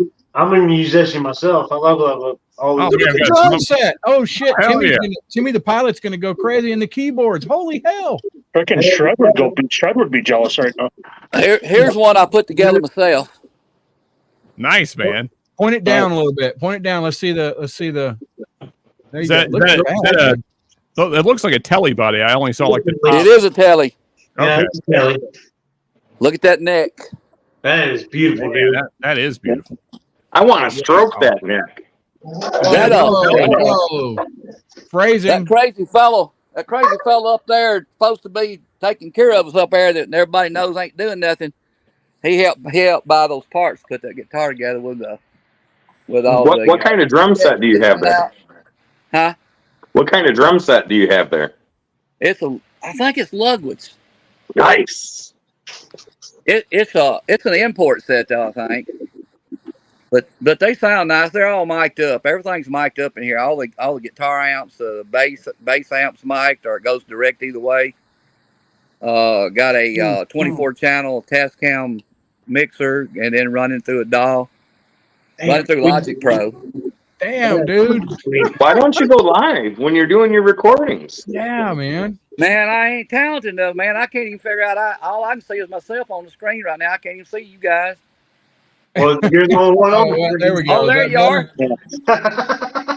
Yeah, I had you soloed so we could see everything. That's Oh, freaking you're amazing, dude. spying on me, man. I Yeah. hope I didn't have any of my recipes laying out. No, I did see your pot. I did see your pot stash over there. So you're probably gonna have to go move that, hide it. Where'd you see that at? I need to find that myself. But if you did, I'm legal. I have a medical card. I There you go. recently had a There you go. motorcycle wreck that I'm trying to get over. Praise the Lord. Praise the Lord. He's got a medical card. Oh, I'll never. yeah, get- guy decided that he didn't like me parked in the turn lane, so he decided to just knock me out of the way and keep on going. Oh, wow. I was sitting at a red light, and all of a sudden I got knocked plumb out in the middle of the intersection off my bike. Oh shit, dude. Oh shit, man! Damn, Really? dude.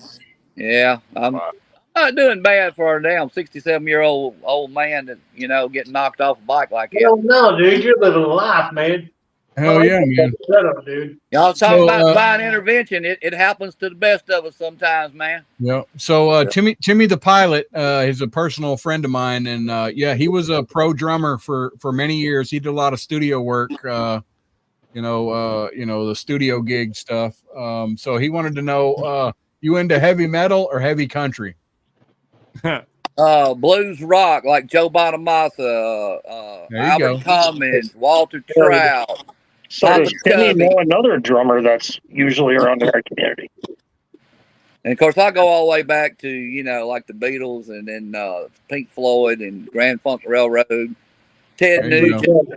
Hell yeah. Ted Nugent for vice president. That's what I say. There you Hell go. yeah. Hell yeah. Hell yeah. Like Uncle that. Ted for president. Uncle A Ted fellow for president. fellow deer hunter. Hey, Rick, I got to ask, man. Favorite artist right now? What are you listening to? Joe Bonamassa.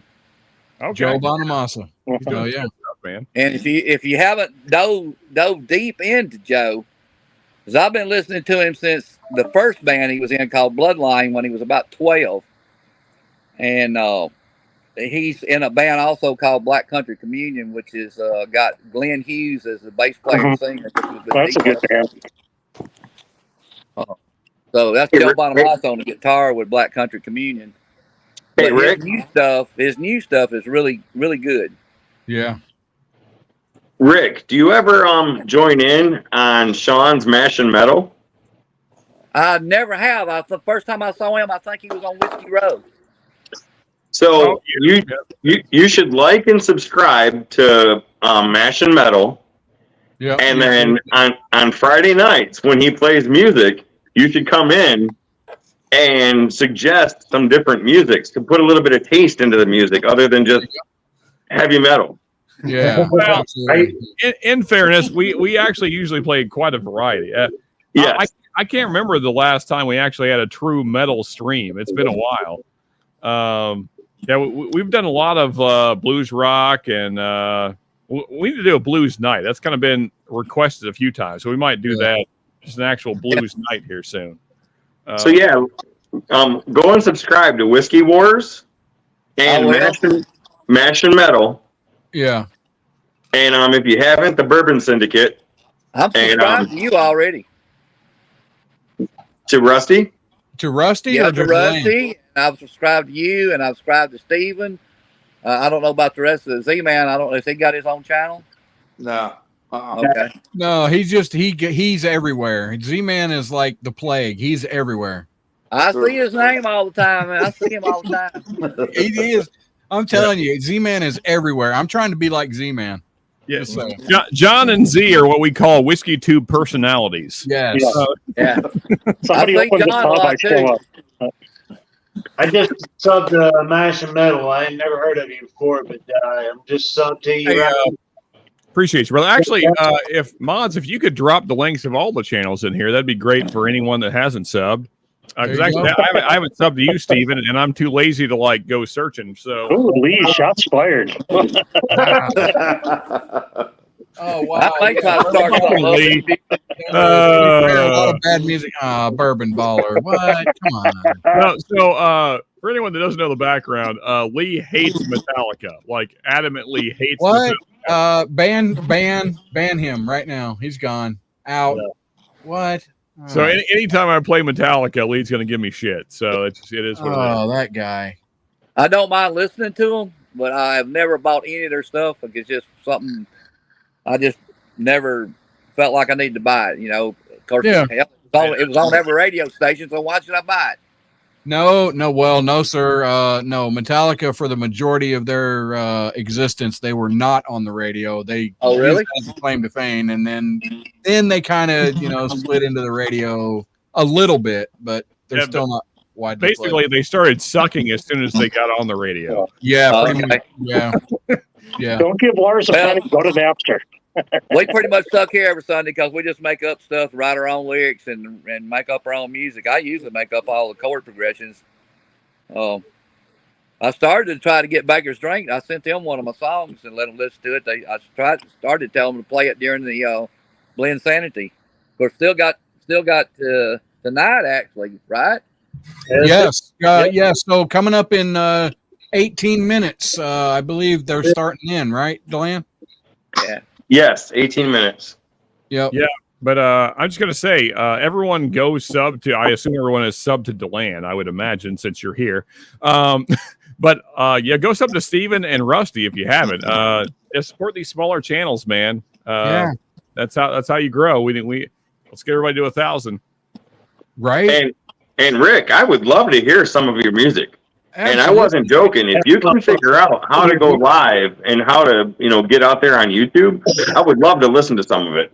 Yeah, cool man. I bet it's some awesome. Yeah, I jams. got one my wife loves. It's she says it fits me to a T. It's called A-Hole. Yeah. Nice. I like that. Hell yeah. You know, Rick, I think this would be a great idea for a live for you, Deland. If like when they're doing like a recording session, they do like a jam. They play a song and then get back to chatting, then play another song. That'd be cool as hell if you could have Rick on and him do like a jam session. Oh Yeah, I would love it. Hell yeah. If we could get it mic'd up where we could hear it, absolutely. Yeah. I ain't no super professional, but I hold my own with a guitar. Hey, Rick, can you see the chat? Yeah, I see it. All right, I'm going to put my email address in the chat. I don't know if I'll be able to see it that good or not. Like I said, I got bad eyes. All right, well, I got to look up my email address because I don't know what it is. Well, that's all. Good times. Yeah, I'll give you. I don't have one of those. I don't have one of those fancy email addresses. Look, why don't I just give mine out and y'all all have it? I ain't got no problem with that. There you go. There you go. It's real easy. Moreland Amps USA at gmail.com. Moreland, MORELAND AMPS USA at gmail.com. Of course, now everybody on YouTube is probably getting my email address. Moreland and Moreland Amps USA. Hey, Mark. Right. Here's Okay. Spell that out for me, Rusty. I wasn't prepared. All right, Moreland and then Amps, AMPS, like the guitar amp, AMPS, Moreland Amps USA at gmail.com. And I'm on YouTube, Moreland Application. Not Here's Mark. YouTube, Facebook. Facebook, you Moreland go. Application. So Moreland Amps USA dot what? Moreland. At, Moreland. MORELAND. Moreland Amps USA at gmail.com. There, Timmy's got it. Timmy's got it in there. Do you have a YouTube channel, Rich? Rick. I'm not at the moment. I'm working on one. Well, as soon as you get one, you let us know, and we will share out your channel. Oh, yeah, man. Yeah, keep an eye out for Hillbilly Logic. All right, let us know. Hey, That's Mr. the Great best Shot, logic there is. Mr. Great Shot. Yes, sir. I think we found somebody with a better man cave than you. I think you need to step it up. Oh, I don't have the guitars. I got one. It's an acoustic in the house. So There you go. That's awesome. I'm still working on this place. It'll get better. Get some more tin on the ceiling. Get wood floors down. Hey, Finish when painting and all that. everybody that goes over to Baker Drinks when they start, if you would go over there and tell them that Delan and Rusty or Whiskey Nature sent you over there. I don't want to get booted off that stream, dude. Man. Hey. Are you going to leave this open, Delan? Yeah, if anybody wants to stay, I'll leave it open. All right, leave it It's open. more fun in the pub than just hanging and chat. Yeah.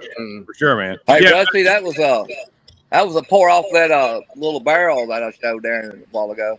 Nice. What do you have in there, man? It's 140 proof. Nice. Dang.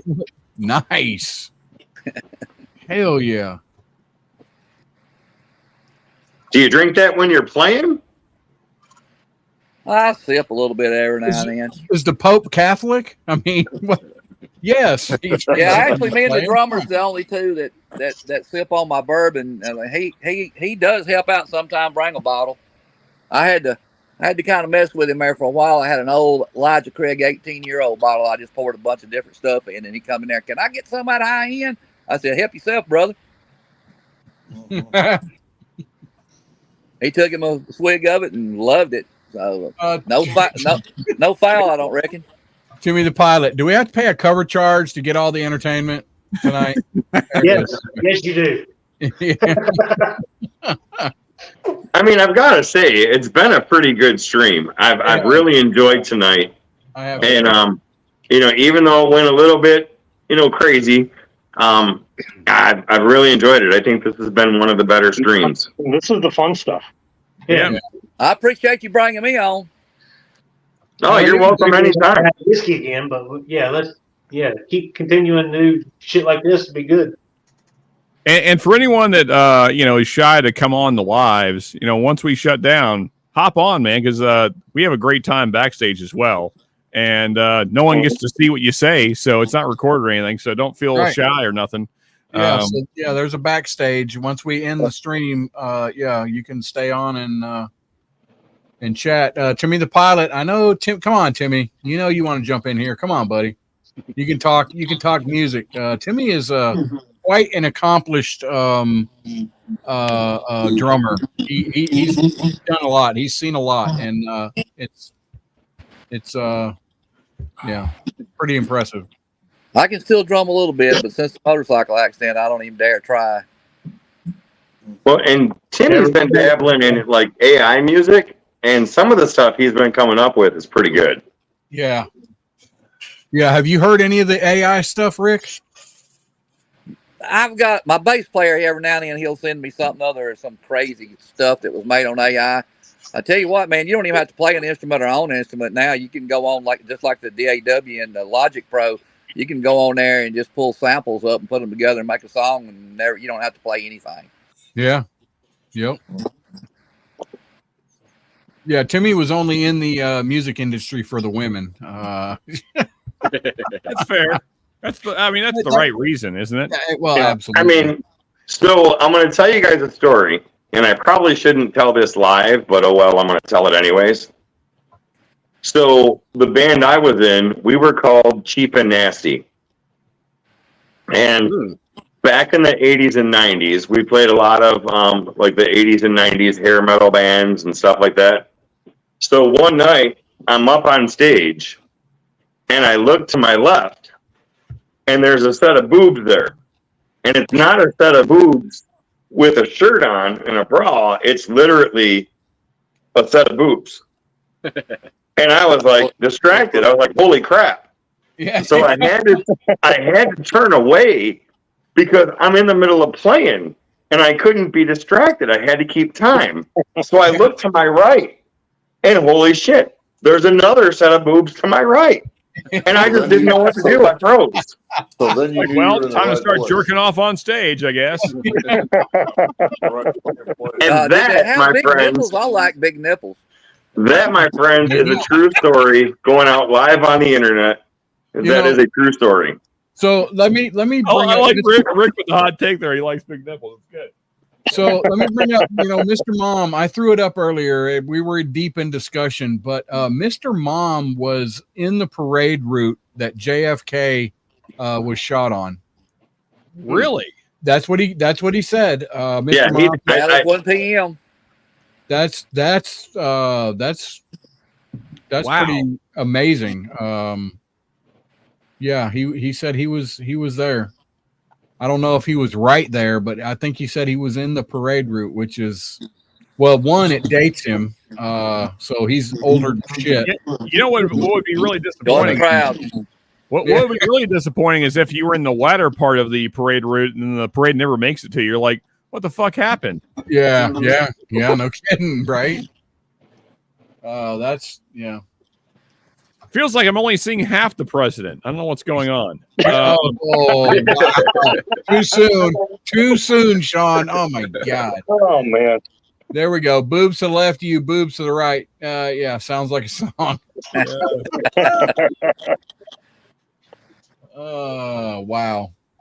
That's So Canadian Chris brought up some old battlegrounds of mine. He goes, 80s and 90s must have been the Hayloft liquor stand or Harpo's. Yes, Harpo's. There was also a place called the Ritz in Roseville. We played the Token Lounge a lot. We played a lot of fairs. But now, the cool story besides the boobs, I mean, boobs are always great. But the cool story is, in the Ritz of Roseville, we were headlining there one night. And after we came off stage, the lead singer and the guitar player for Quiet Riot was actually at the bar. So we got to meet Kevin DeBro, and I believe his name is Carlos, the guitar player. Now, what was even cooler than that was we struck up a conversation, we talked, and we got invited back because at that time they were in a legal fight over Quiet Riot. So they were doing some side touring under the name The Heat for a very short time. Wow. So we got invited back to hang out with them backstage when they came back. And I'm telling you what, that was a blast. I'm not sure how I got home. I'm not sure how I'm here right now, but that was a blast. So that was one of my cool band stories. Rock and roll, brother. Hell yeah. dude, look at this. Look at this, Mr. Mom. So he was 3 when it happened. His dad held him out towards the president, and he brushed his hand, drove around the corner, and got killed. Holy shit, dude! Wow. That's freaking big. That's freaking big, man. I mean, in fairness, he had almost as much of JFK's DNA on him as the car did. Yeah. Wow. Sounds like a lot less. Glenn, can you silence that guy? Jesus Christ. No, I'm not gonna. Oh my God. Hey Sean, did you see the JFK one I sent you in Messenger last night? I didn't. Oh, it's in Facebook Messenger. There's a JFK one I sent you. So I'm gonna throw out one more band story just because this is cute and funny at the same time. So our manager booked us a gig at a campground. It was called Camp Lord Willing. So it was a Christian camp. We got paid to play, we got free camping, and we got free food. So we go there, we set up all of our equipment, we get everything set up. All the people from the campground who are Christian come in. They're in the pavilion where we're getting ready to play, and the very first song we knock out is "For Whom the Bell Tolls" for Metallica. Now, think about it. We're at a Christian camp, and the first thing we hear is.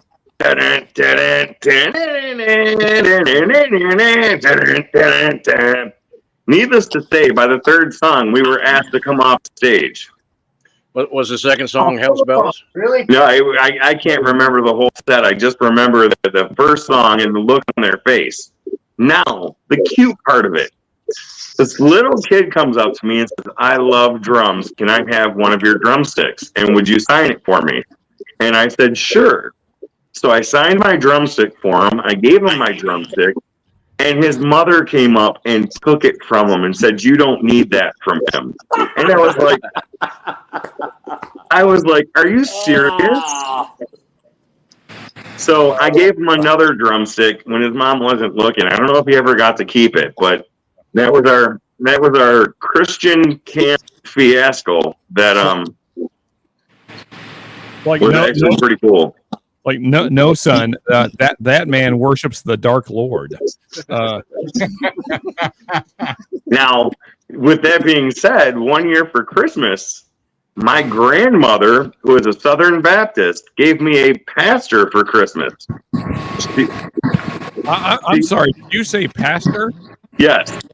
She invited the pastor over for Christmas to talk to me about my dark ways because I had long hair and I was in a band playing heavy metal music. I am glad you gave us more context. I was like, that was a little weird. It was Joel Epstein. Well, I used to be a praise and worship leader at our church back 10 years ago, 12. Well, it's probably longer than that. And I used to write Christian rock music. There you go. There you go, man. Heck yeah. Yeah. Crazy fact. I was in a band called 30-Second Dick Fire. I'm just saying that, The first band I was in. I don't know what to do with that, Rusty. I don't know what to do with that information. Neither does his wife. Rusty, how'd you figure out to last so long, man? How did I what?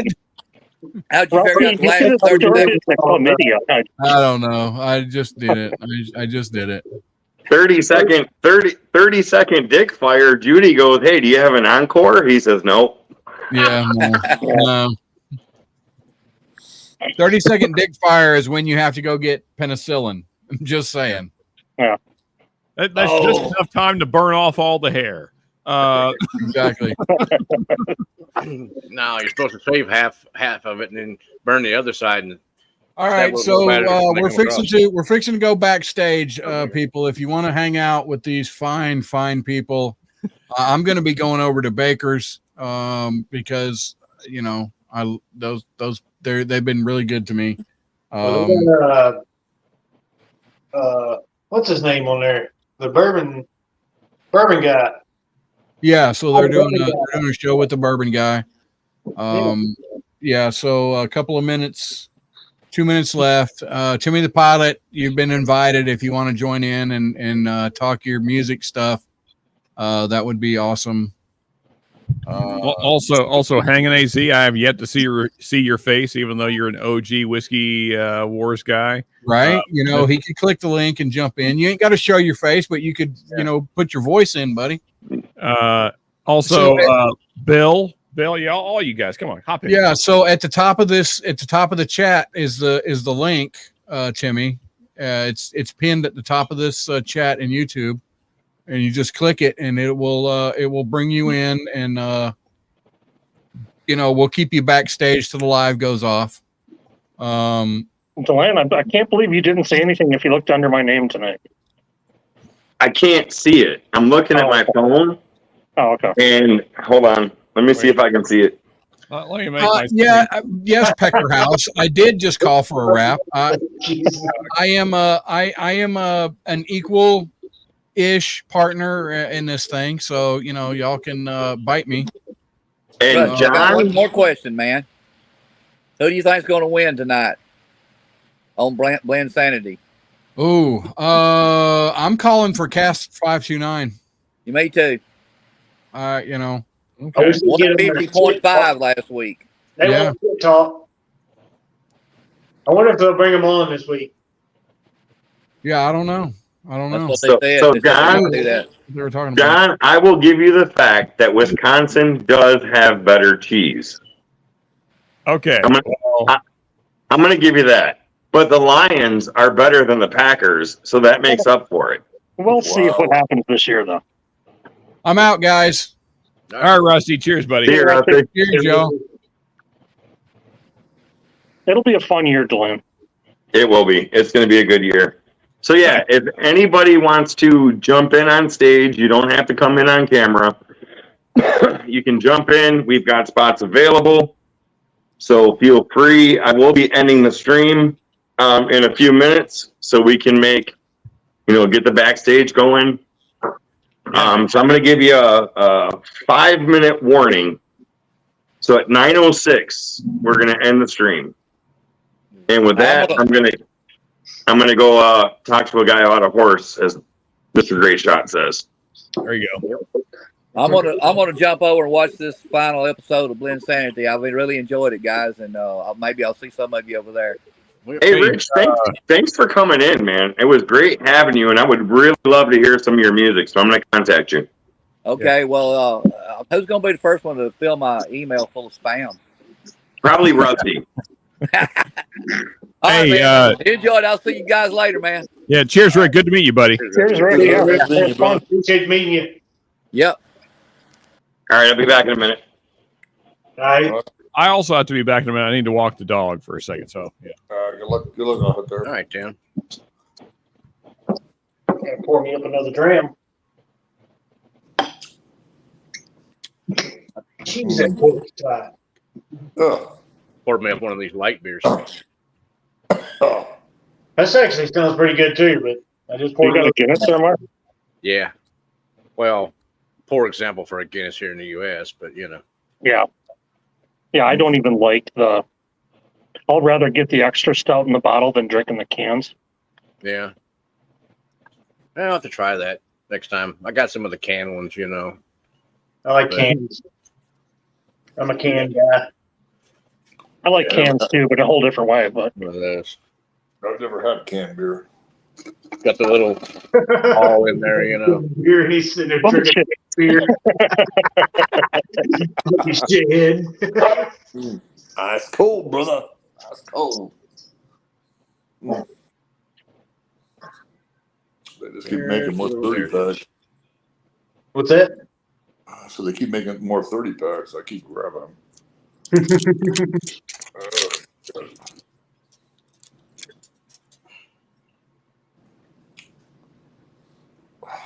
Oh, what's Mark popping open?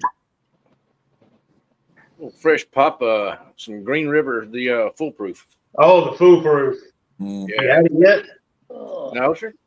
Oh, baby. First time. here, Z-Man, I got a magic sound for you. What's that?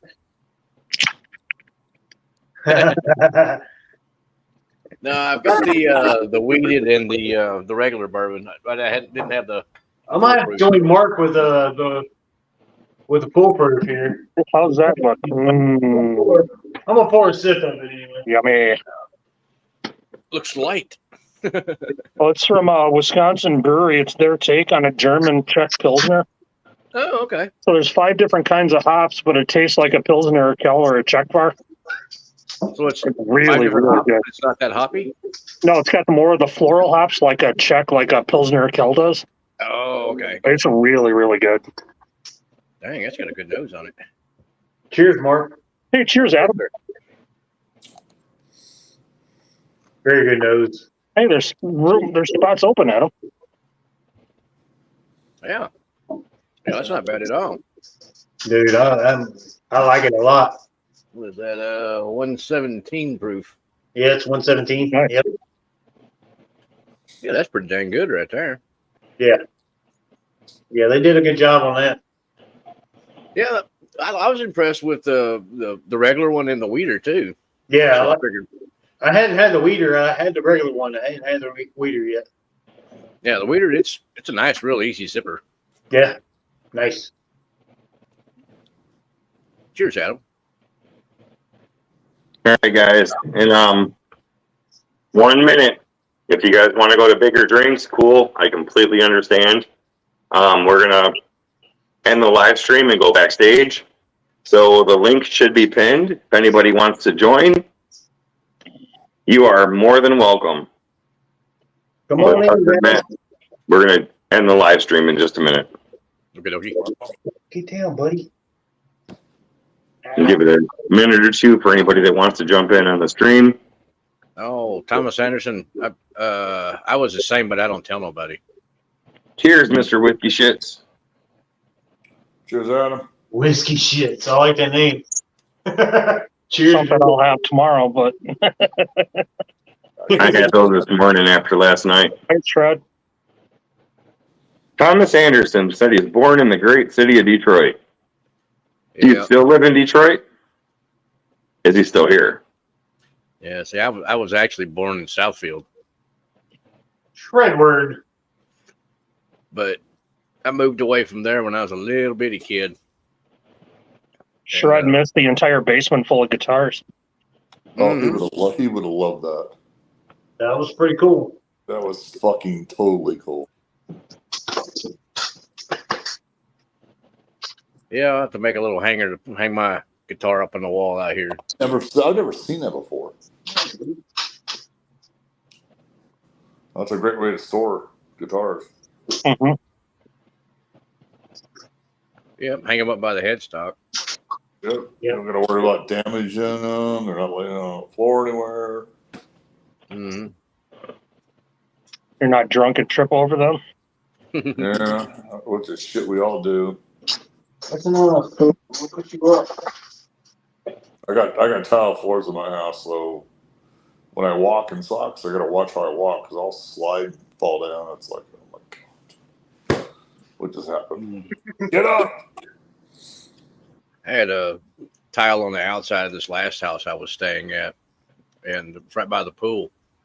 So you had concrete, and then right when you got up to the back porch area that was covered and stuff, there was tile. And Yep. man, if your feet were wet, your ass was hitting the pavement. I mean, that stuff was slick.